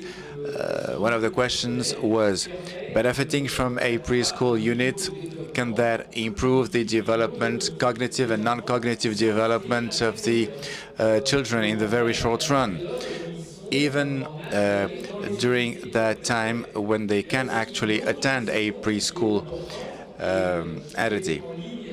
There was another question related to the matters we have covered this morning and to the labor market. What is the impact on the beneficiary households? are the parents of the children that attend these preschools? Do they have different behaviors at the end of the day? Because you may end up having different type of behaviors. First, the attitude of the parents vis-à-vis their children, the way they are actually involved in their education, but it boils down also to other activities. What about the mothers? When children go to preschool, can mothers actually develop other type of activities that can generate revenues? So that question was not dealt with this morning, in particular the place of women in the labor market. But this is indeed one of the assumptions. Women may not be able to integrate the labor market because most of them, they are taking care of their young children. If you provide the option to send the children to school, then it gives more free time to the parents, in particular to the mother, that can then develop other activities. There are also midterm impacts. If there is an improvement of cognitive or non-cognitive development of the children during that special age, when they enter the primary school, those who did not benefit from the preschool unit, they can cope with the delay, and after 1 year or two, they can actually be on the same page. So at the unit level, are there any differences that continue during the learning phase in the primary school? And then there are also the long-term impacts. What happens to all those children who have been able to go to preschool? Is their pathway different from the one of those who didn't? What are those life pathways? Being successful at school, moving towards secondary studies, having access to the labor market. So these are all types of questions that the study has been covering in the mid, short and long run. And we've been looking at the outcomes, the impacts that are meaningful. And that's how very quickly, in the very short run, we've been able to say whether the inclusion in preschool could improve or not cognitive and non-cognitive skills, and if it gives more time to parents. And this is a project that we can extend. There are other studies in the United States that were launched 40 years ago, but they are continuing. And we are still following up the future, actually, of all the beneficiaries. We've seen if some initial trends are continuing right now. So this is the type of studies where you will be looking at cohorts of people for a long, long time. But you shouldn't be waiting for 45 years to start mainstreaming the results. The decisions are to be made earlier. But this is something that we can do in the long run. Regarding the assessment methodology, it's very important to look at the cause impact on those beneficiaries, the impact of these preschool units on beneficiaries. But we shouldn't only compare the situation of people, of children or households which children went to preschool units with households whose children did not attend schools, because it all boils down to lots of individual features that enable the decision to be made by the parents. Sometimes these features can be seen, compensated, the social category of the parents. There's some other characteristics that can be also measured with very detailed surveys, but some other differences can't be seen. For example, the importance given by the parents to the education of their children. This is a very difficult variable to in terms of measurement. So we don't know exactly what pushes the parents to onboard their children in a preschool. So again, we want to compare the pathway of children that went to a preschool unit compared to others who have not benefited from that same system. If you do so, you're not going to have the causal effect. You'll end up measuring what is related to all those characteristics that were not taken into account, but that will make a difference between two populations, the one who benefited from preschool and the others. There is a randomized study that was conducted that has led to a lot of work, discussions with INDH, ONDH, on how we should better implement that mechanism for the best fulfillment of the project. And this is the example of a collaboration between the research team and the partners who actually implement the program. Now, the first question that was asked pertains to selecting samples. There is a tremendous number of villages where one could build such preschools. Now, the admissibility criteria of these small burghs and towns was such that they were designed so as to provide for a set of population that would be similar without a preschool. Those douars or small townships should not have a primary school and should not be located at less than 1.5 kilometers from a douar where there is a preschool unit, so as to make sure that there is no alternate offer. Those townships should have over 100 inhabitants, and they should be 16 children in preschool age. So there is a large number of villages that were eligible, and therefore we were able to impose this limitation so as to have this identical number of youngsters. And even when we select the population that is going to take part in this experience, we know already that we will start with populations that have rather similar characteristics. So this has led us to consider 160 douars or townships that were selected randomly amongst the first list. So this is the population. You have 9 regions that are involved, 32 provinces, 160 douars or townships, and in each of these douars, we monitored a number of households for a total of 1,400 households with children aged between 3 and 5. The size of the sample is also important.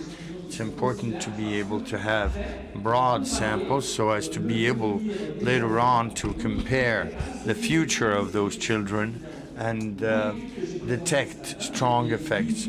In the study I presented this morning, we had 8,000 companies, 4,000 that would be approached and 4 that would be in the control, so as to ask precise questions with regard to the impact of this action. Here we have 1,400 households and children between 3 to 5 that will be monitored. This guarantees the ability to detect impact that preschool would have. And also, in the choice of children that were monitored, we've proceeded with a stratification so as to be able to monitor 50% of young boys and 50% of young girls. So, unusual data were collected between July and August 2022. In the 160 douars that were part of this evaluation, you have data on the characteristics of households that are rather standard, but also rather original data pertaining to the beliefs and practices of the parents with regard to the development of their child. How do they view the education of their child, and then what do they do in practice? Also, data on the level of development of those children that were designed by Save the Children. The IDELA indexes based on mathematics, reading, motricity, and social and emotional competence. Now, let me share with you some initial results. I'm not specialized, and I would ask for your indulgence, but I believe that results are, however, very interesting. Here you have the initial results that pertain to how the parents perceive what is important for the development of their child. So we had asked the parents a number of questions. For example, as you may see here on the chart, for children that are less than 1 year young, do not need to help. It's important for kids to have time to play by singing and playing with your child. You teach them how to play. They shouldn't use a pencil, otherwise they shouldn't be carried all the time, otherwise they will ask for you to always lift them up. And also the monitoring them at school. So as you can see here, not all parents are in agreement with such statements.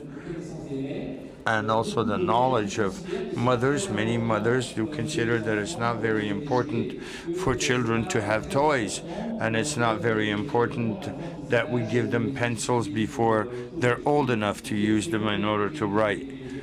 So the beliefs here are spread. As you may see, after beliefs, what is it that the parents do? With regard to such data, we've also asked a question so as to know that during the course of the past 3 days, have the parents read a book to the children? Did they listen to a story? Did the child listen to a story? Did you sing a lullaby or a song to the child? Did the child go out to play? Or did the child draw? And if yes, what was drawn? So even if the parents would consider that it's important for children to play, you can see here that there are very few children for which we had these educational and sensitization activities. Maybe 20% of these children have had a book read to them during the past 3 days or a story told. On the other hand, you also have discipline, or the methods of discipline that were used by the parents. We've asked them the question whether they had violent discipline, or whether they had used psychological violence that would be described, physical violence, and also serious physical violence. And as you can see here, you have a tremendous number of children that were subjected to such disciplines. Violent discipline, 90% of the children during the past month. Psychological violence would represent 84%, physical violence 80%, and serious physical violence would represent 60%. So there are practices that we were capable of identifying, and this would certainly have an impact on the development of the children. Then you have the question pertaining to the development of the child. These are the IDELA indices that were designed by Save the Children as they monitor various areas: physical mobility, reading, mathematics, social and emotional criteria, and that gives you a total score. In yellow, you have this index for children of 3 years old. So this is the average index in monitored children. In orange, it's for 4-year-olds, and in red, it's for 5-year-olds. So rather naturally, when children grow older, they are capable of moving about. They can also read. The same thing goes for mathematics. And the older the children are, the more skills they have acquired. That is normal.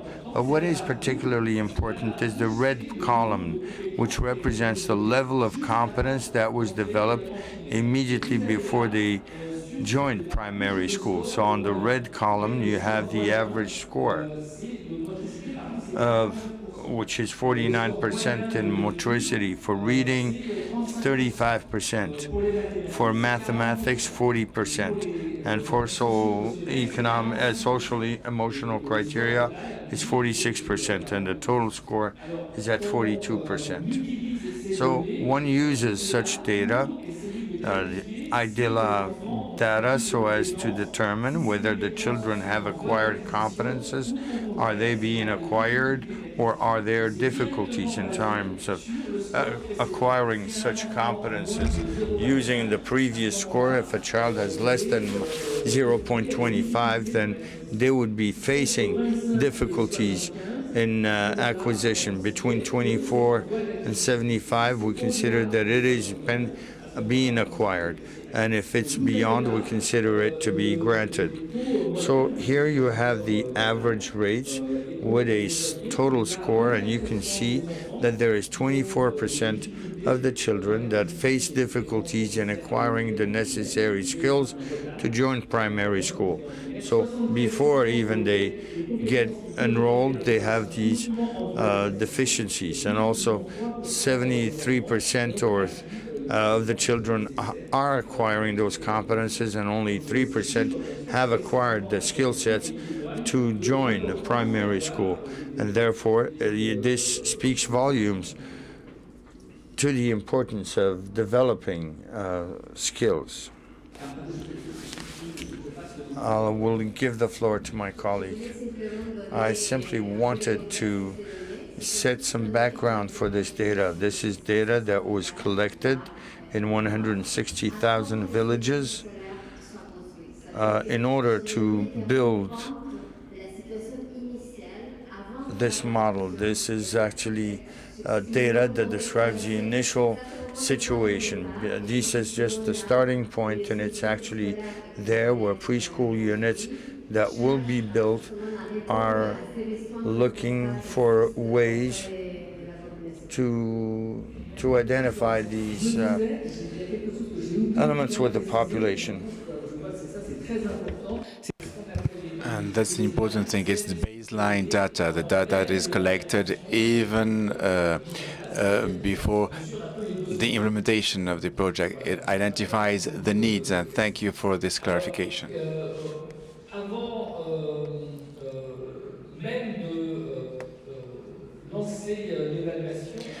Even before launching the evaluation, before any intervention, we can actually see whether the behavior of the parents does have or not an impact on the children's development. And what you have here is the statistical relationship, which is a descriptive one, between the parents' behavior in previous slides here. You've seen the behavior of the parents on the left, and you can actually look at all the educational activities that the parents had. Here what we have is the children's development, and then you might think, okay, what is the relationship between this educational activities and this level of development? And this is what we get at the end. This is the children's development related to the number of activities the parents they had. So for one activity, the children's development is quite limited, very weak. When you have two activities, you start having some kind of effects, and the more we go, the more we have activities, and the greater the impact. This shows that there is a correlation between parents' behavior and the children's development. And it boils down to the number of activities that the children have had and its correlation with their development. which shows that there must be an intervention. The intervention must have a positive impact, since the intervention is about increasing significantly the number of development activities benefiting the children. So you have done this graph, and the same way we did this morning, we take into consideration control variables or not whenever you want to consider the household's characteristics. So there is a statistical relationship, a very strong relationship that shows that the development of the children improves whenever you increase the number of development educational activities. And now I'll give the floor to the INDH again.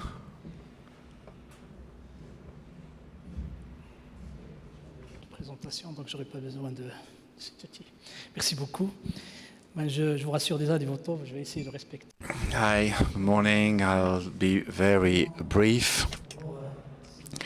But if you allow me, first I'd like to thank MCA Morocco, her General Director, and Mr. Morad and Ms. Fatima Perez, who for their endeavor to supporting the INDH, our employability program, but also in this very specific context of the impact assessment of preschool. Thanks to your efforts, thanks to your support, we are now getting this final outcome in cooperation with GPAL, the research center. We have started indeed collecting the first data results that we're very much interested in, because we wanted to start this process, a very scientific, rigorous scientific process. And during 2 years, we have created an ad hoc committee to follow up the whole process. And today, somehow, we are drawing the lessons of the whole process. With the methodology of the assessment, we have been able to identify the sampling strategy. We have mapped our assessment of the impact, and then we've started with an initial survey. Again, we are, let's say, setting the context of our intervention, because we want the preschool to benefit from this study, and then we could then move on and make sure that later on we can benefit from the actions led at the preschool level. Now, this being said, for the INDH, the impact assessment as such is not an objective as such. It's something which is part of a whole chain, a very comprehensive and holistic approach. And given the constraints, and I'm sorry if I'm using this term, given the very constraints of the assessment that require lots of time, which is not an easy task for the managers. At the INDH, we need a decision-making tool. That's why we have come with another type of decision-making process, a monitoring system fed by relevant data that come from those who actually implement programs at the preschool level. We have around 8,000 preschool units that have been founded, led by 2 pioneer foundations, the Moroccan Foundation for Preschool and the Sekolah Foundation. The idea is to secure our quality preschool system, and this is really paramount for us. This monitoring system enables to have 3 pillars that actually secure the high quality of our model. First of all, we want to make sure that the preschool units are compliant with the standards that were set at the beginning in terms of technical chart, but also in terms of equipment. And there's a second layer, which is the unit standard, the competences assessment. We have designed tools, we have trained trainers in order to assess all the skills set that are part of the curricula of the Ministry of Education. And that's how we can come up with a scoring of all the skills that were acquired. And there's a third pillar, which is the assessment of the learning process as such. We have designed assessment tools in collaboration with GISAP. Now we can actually feed a general board that depicts what's happening at the regional level, central level, in partnership with our partners. And we are now transferring the outcomes to the Ministry of Education. This system, at least in the short run, enables us to have a general overview about the quality of the model we are implementing. But of course, we also need to assess the overall impact. That's how we are going to interact, and especially those managers who have to make the decisions. And in the mid and long term, we'll be then conducting other assessments on other factors that have an impact on the quality, the general environment where this preschool unit are found, and in particular, where are located the households. And these are the lessons that we have drawn. This is a general lesson, I would say. First of all, the figures given are reassuring because somehow 50% of children have increased their skill set. They have high skill sets now. So at the preschool level, you can be sure that there will be positive results. Now, the worrying thing maybe has to do with the knowledge and practices of the parents. The INDH, in its package given to the preschool units, we have a parents program devoted to parents. It's a half day every Wednesday where the teachers actually provide sessions, training sessions to men and women and men also, because you got to educate women, but the men's role is also important in the education and development part related to children. So I think that this program is going to provide answers to the worries that were expressed earlier. And now, even though this can be sustainable, I think the INDH must brainstorm about a change of behaviors. This, again, will be devoted to parents, but through an institutional communication or campaign throughout network communication, media, because we want to promote some kind of positive parenthood. This is a crucial thing because that's how we can improve cognitive development and is not going to inhibit the development of children that have been through preschools. And this is it, what I wanted to share with you. Thank you. Merci beaucoup. On pourrait... Thank you so much. Are there any questions? I think it's the right time to discuss these matters. There's a question over there.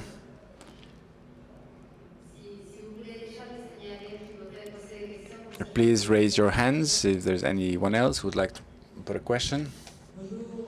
Morning, Barbara Murton. I work in a EU program called PIAF.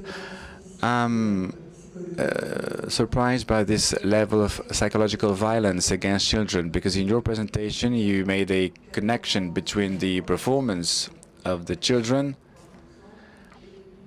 and the level of violence they support at home. That was my first question. Is there any correlation between the level of performance and the social status of parents? Amongst the 3%, are we talking about the richest parents in those 160 douars? Is there some kind of detailed list of all those elements?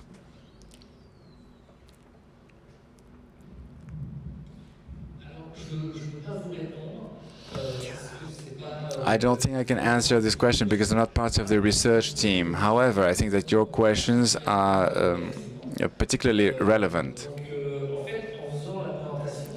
Actually, when making the presentation, I raised the same questions. Are we also able to connect physical violence with development that might seem natural. I don't know if it was done or not, but we can, I think, connect your question, or at least report your question to the research team, whom we hope they can answer to. Now, on the social status of those parents, I think it's part of those variables that we wanted to take into consideration as a corrective factor.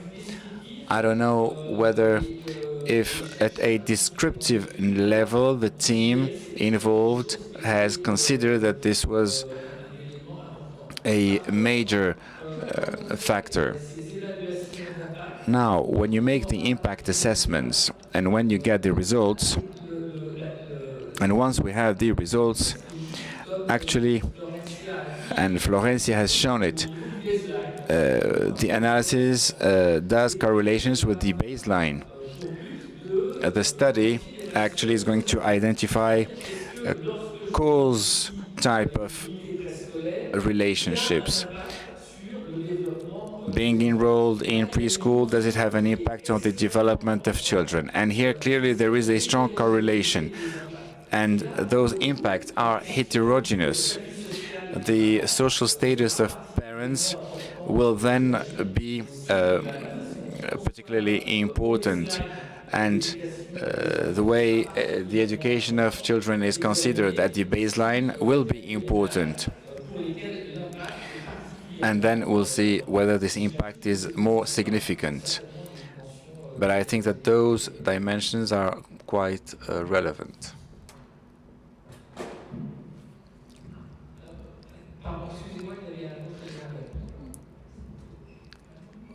There's another answer to your question, maybe not an answer, but at least it's an observation that we have made. Let's get back to definition. Violence was defined in the study as tapping on the hands of the kid, petty violence, if I may say so. Now, extreme violence when the kid is beaten on the face, receives a slap on the face. So there's a distinction to be made between parents' knowledge and their beliefs, because their knowledge is about what they are actually within their unique environment. But within this knowledge, I mean, this knowledge is the final result sometimes of their beliefs. Their beliefs might be religious or be the beliefs of their local environment. So when we'll get back to the follow-up surveys after the delivery of our program, then I think we should do some awareness raising amongst the mothers, because clearly this cancels this development effort that we are trying to obtain. But I'm not able right now to give you that exact correlation. Thank you. I'd like to highlight how much this project is interesting. Preschool has a positive impact. Some people might think, why having a survey, why having a study? But I think it's important to continuously improve the mechanisms of such a program. Now I have a few questions in relation with the method used. For instance, when you say the impacts on the parents, you might correct me and tell me exactly how children are targeted. Is it an offer that is given and then you await the response of the parents, or is it something imposed? If it's a suggestion, then it's not homogeneous. Because in the explanation that you have given regarding the impact of preschool over the parents' behavior, there were two dimensions. The one that you mentioned, having more time for women that can work, and another one, the behavior of parents parents over their children. And here there's an issue in terms of homogeneity, because the parents who choose to enroll their children in the preschool, they may already have at the beginning some kind of differentiated behavior. And this causes another methodological, let's say, issue in relation with what the gentleman of the INDH say. He said that there was a parallel program for parents on Wednesday that might interfere with the impact of the program over the parents' behavior. I'm talking here about the alternative program by the ministry. Now, again, in terms of method,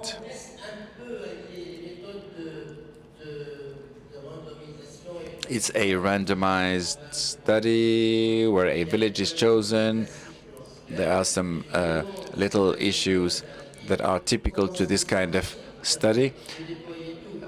Maybe you can do some other types of studies where you implement all types of actions everywhere for better benchmarking without having some people staying apart from the study. And one last comment. You said that you ensured some kind of monitoring of the program, but having those follow-up done by the teachers themselves might give you some biased results.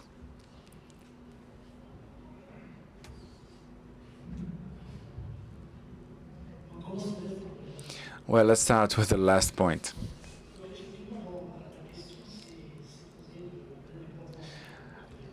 We thought about the independence of the evaluator. The teacher does those evaluations within the framework of their educational programs. It's part of their mission.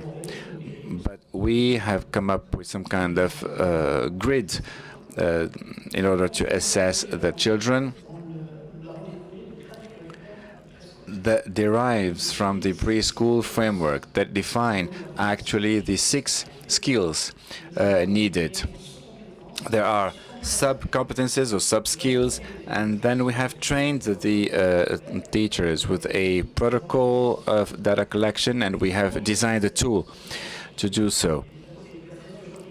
Of course, the teachers are always the ones assessing the children, but at the same time, we have created this observation tool for the teachers themselves, and it's a supervisor who does that.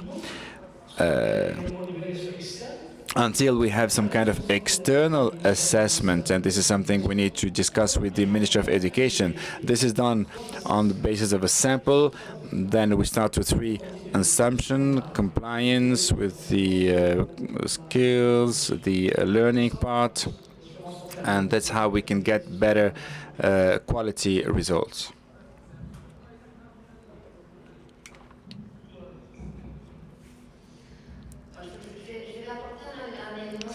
I'd like to provide this additional information on the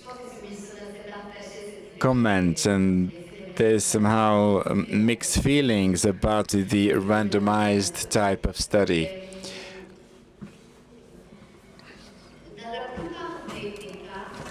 In most of the cases, when we work with our partners, when we only look at the operational implementation plans that were foreseen, there's always some room for randomization without changing the plans that were adopted, designed since the beginning by the implementing entity.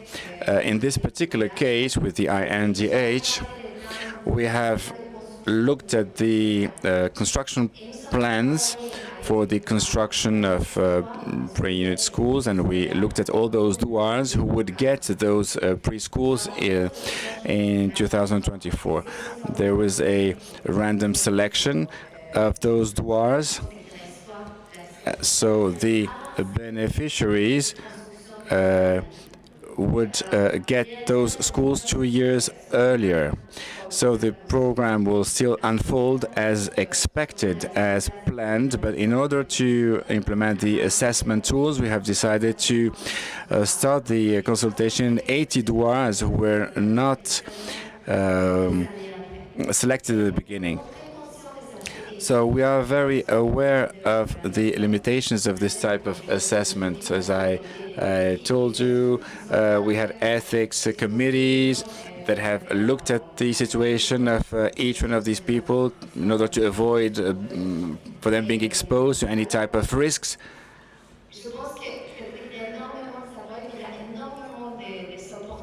So I think that there are lots of opportunities involved here in this type of projects that I told you on the methodological part. I think the main thing here with the assessments is having comparable groups, observe the biggest number of them, but also observe those who wouldn't be seen in other type of ex-post observations. You would always have the opportunity to show the observable details, but you would never be able to measure their motivation, their opinion on the education of their children. So whenever it's possible, we try to, and this is the expertise that we have in our center, we try to promote, to favor this kind of approaches. Pour toutes ces questions, elles Thank you very much for all these questions, as they are very relevant. I will answer the first question, which is the last one to which no one has responded. You mentioned that there are parents who will decide to enroll their children in preschool and others who will decide not to. So what we do is that we monitor all parents. This is how we proceed.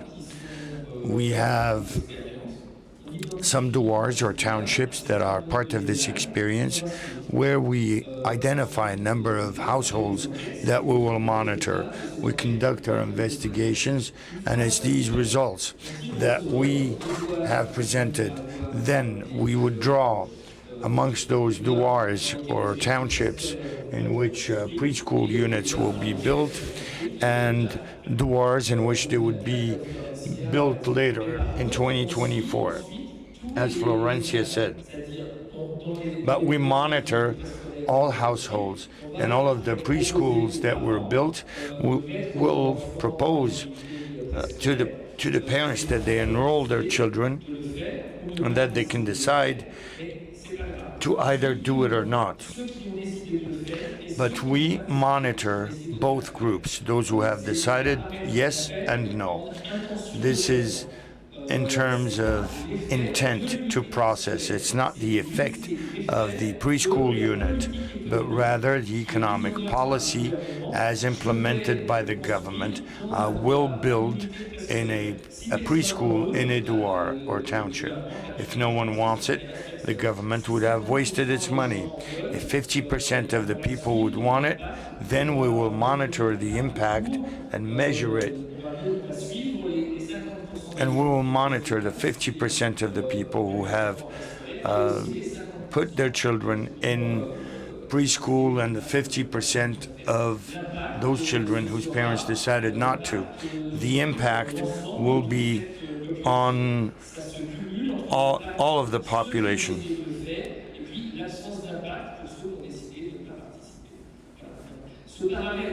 This parameter of processing parameter in terms of intent is particularly relevant on the economic policy plan, because it is the intent. That's all. Thank you.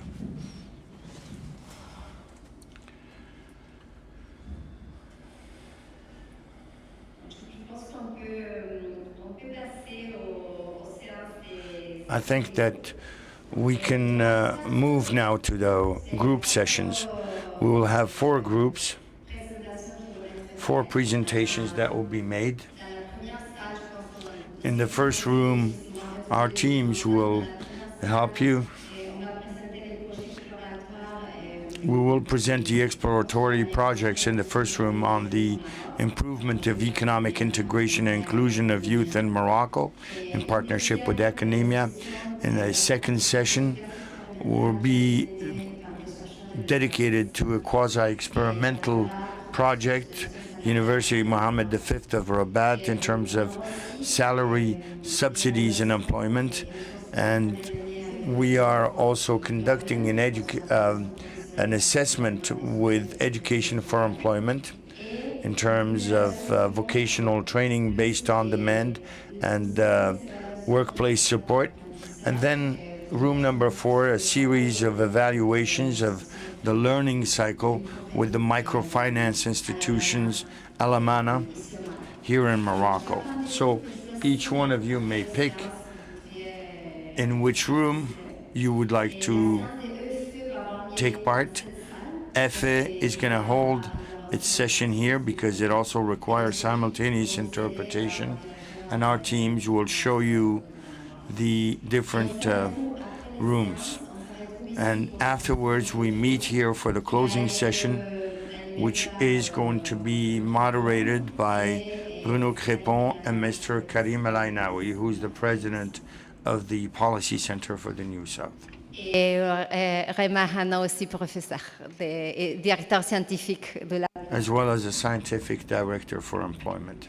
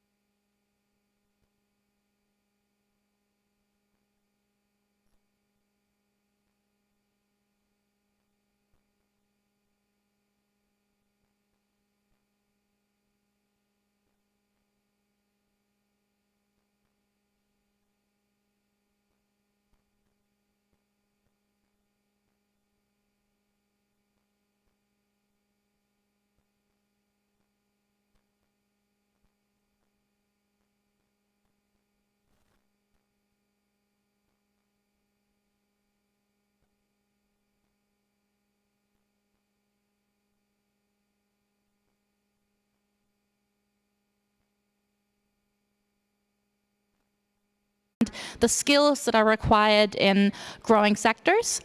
We've also heard a lot that employers complain that the candidates who apply don't have the necessary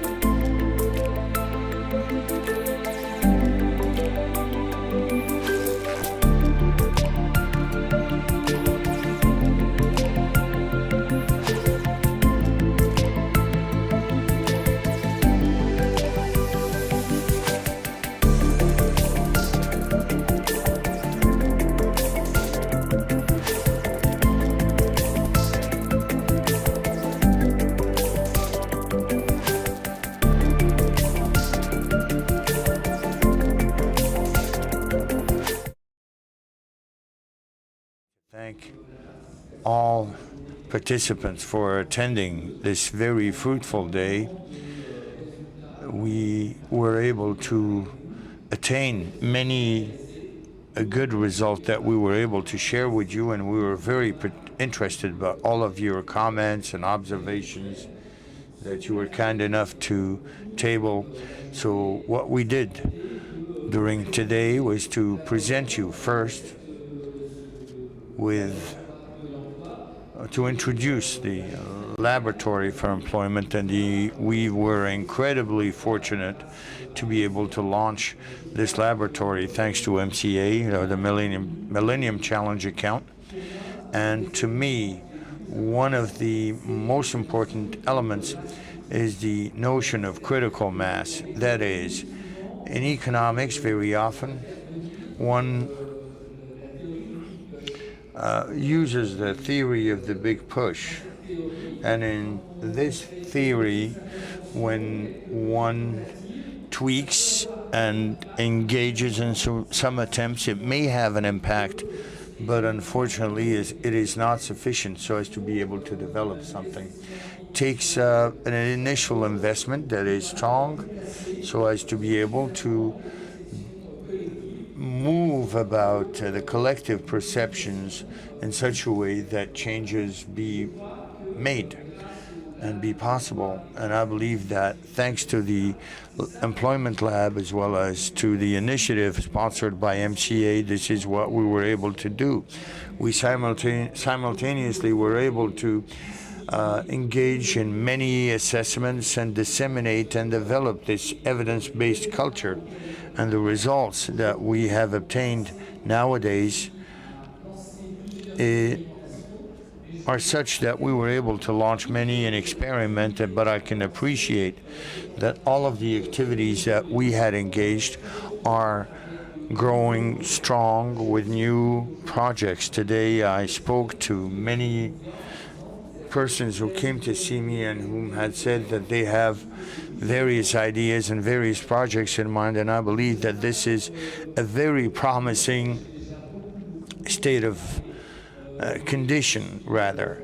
I've spoken extensively, and I'm frankly feeling enthusiastic about today and with regard to all of the operations that we were able to trigger since 2020. So the pandemic also means to me a launch for all such evaluations and all of the actions that we were able to engage in Morocco. So I now give the floor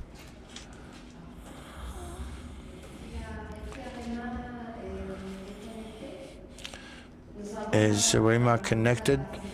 We will have the participation of the other scientific director of the laboratory, a professor at the Harvard Kennedy School, but I would like to make sure that we are connected.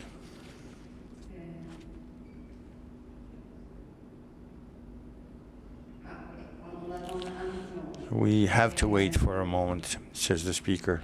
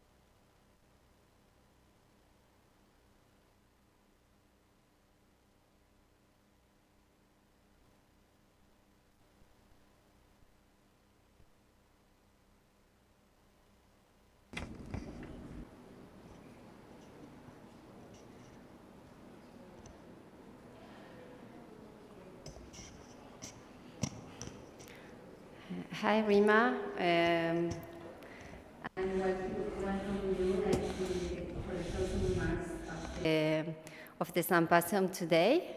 I have already introduced you, so I think you can share with you your remarks. Hello.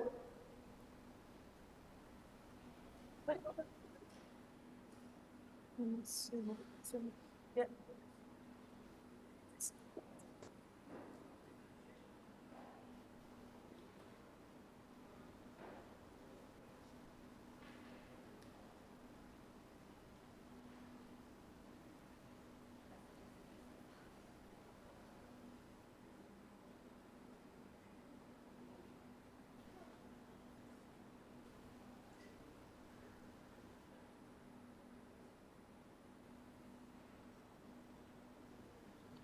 Hello, everybody. Hi, am I there? Is it all okay?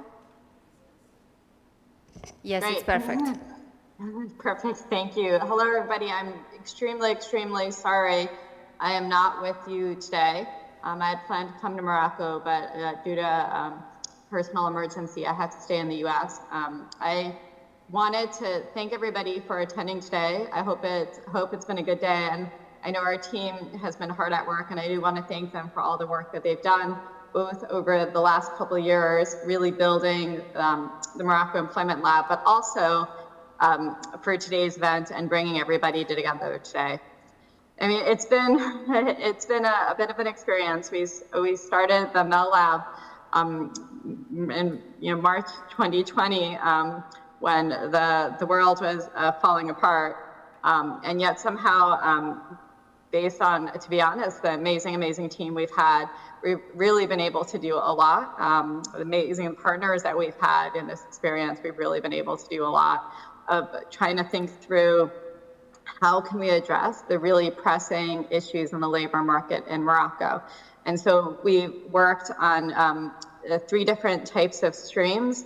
One, a lot of work on teaching and training. I'm a big believer of helping people learn how to use the tools to really think through and understand and debate research, and so it can really be used for policy work.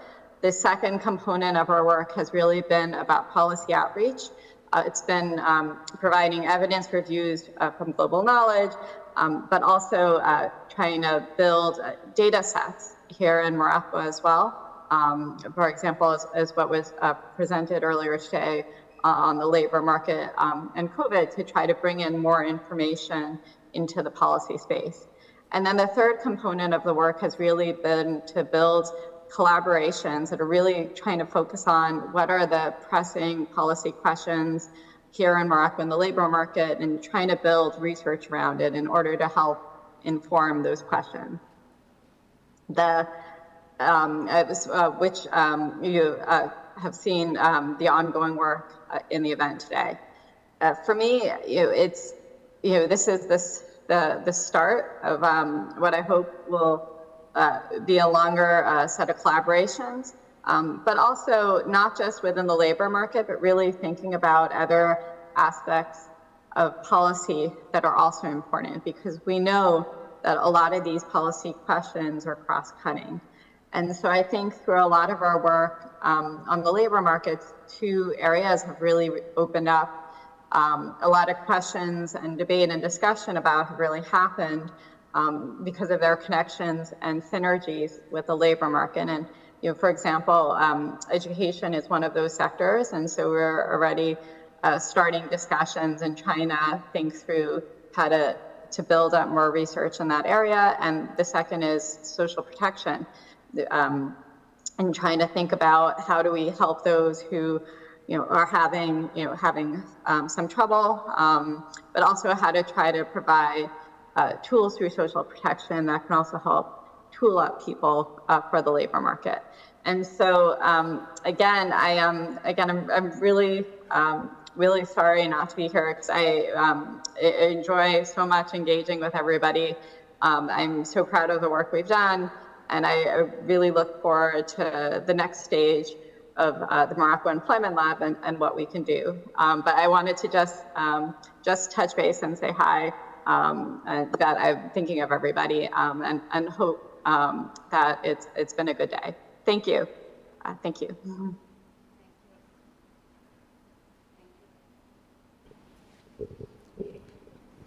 Thank you very much. Maintenant, je vais inviter M. Karim El Anaoui, président des Policy Center. I will now invite Mr. Karim Ainawi to come to the to the podium and make his closing remarks.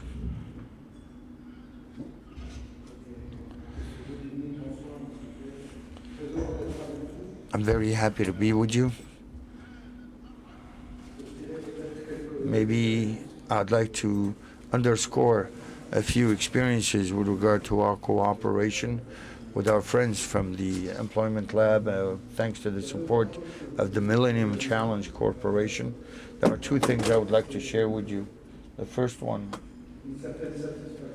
is a certain satisfaction at this point in time on the evolution and the development of an acceptance culture with regard to the science-based methods of evaluation that have started to develop. And we talked about it during the workshop about a year and a half ago.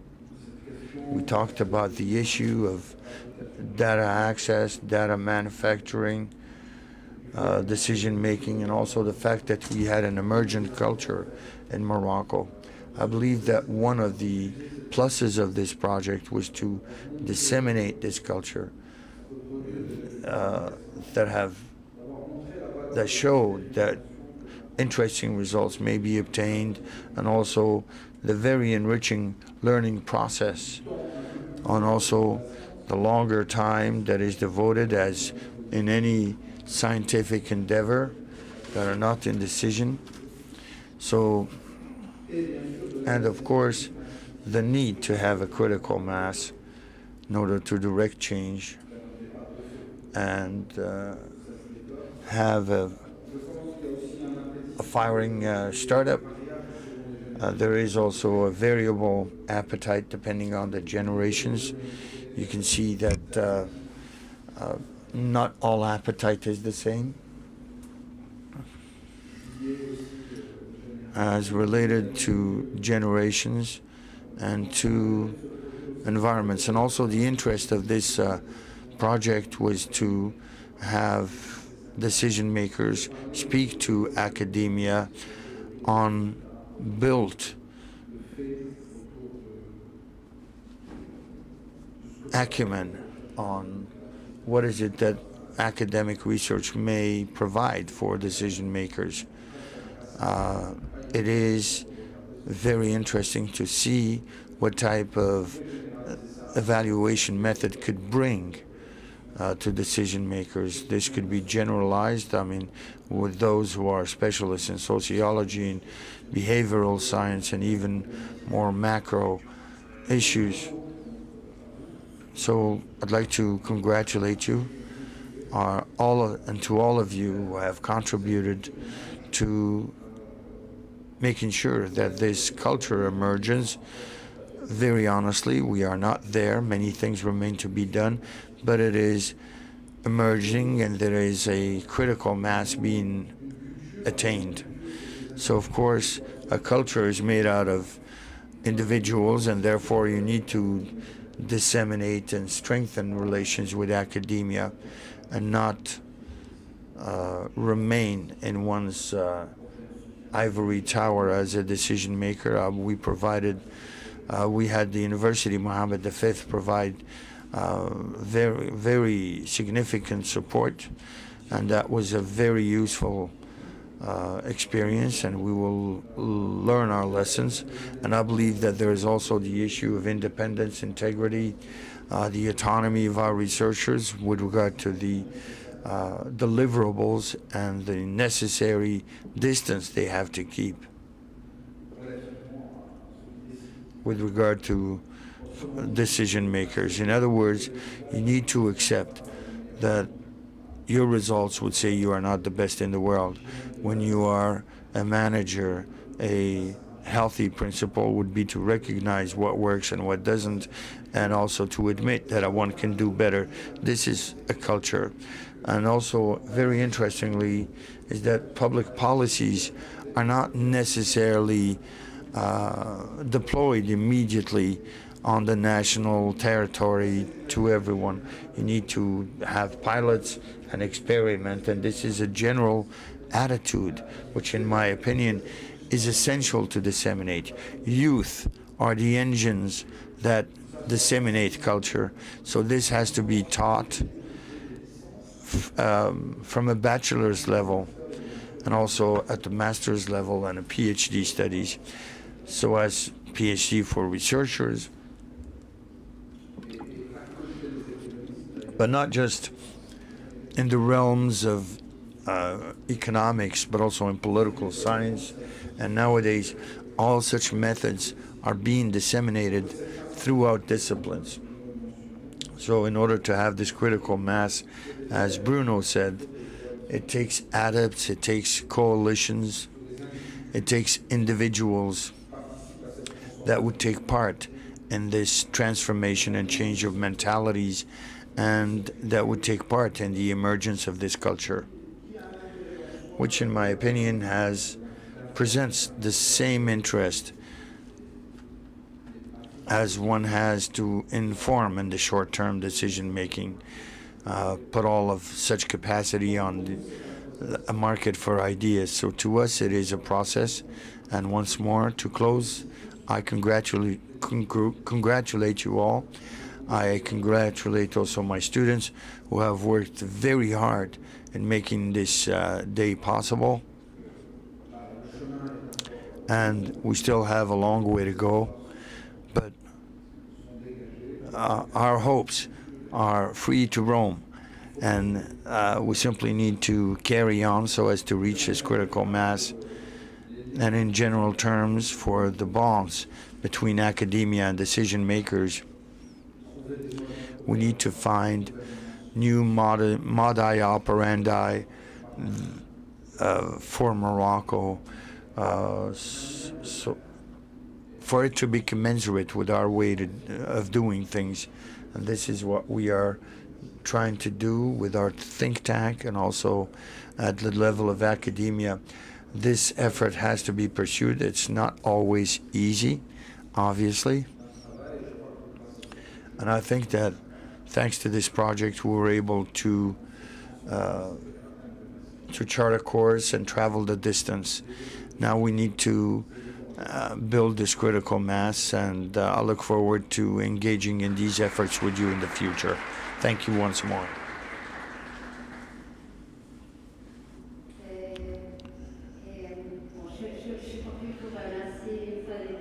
I would like to thank you all once more for your participation today. It was a real honor to be able to moderate our sessions with you today. And I'm very happy that you were part of this feedback on the experience that started 2 years ago with this initiative.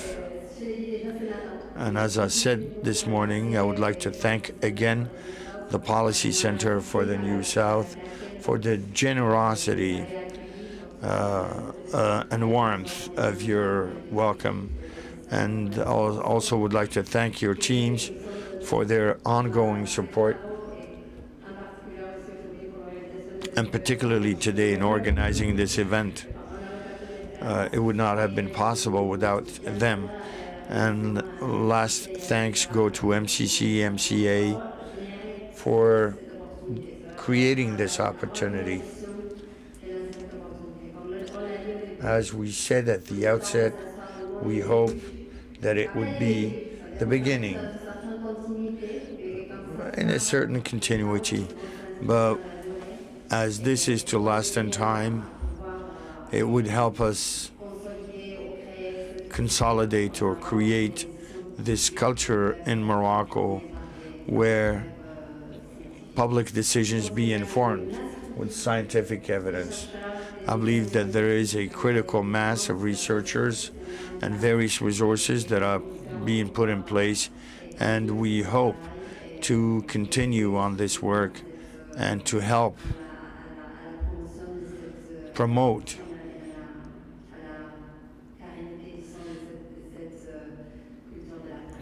this evidence-based culture and making it sustainable.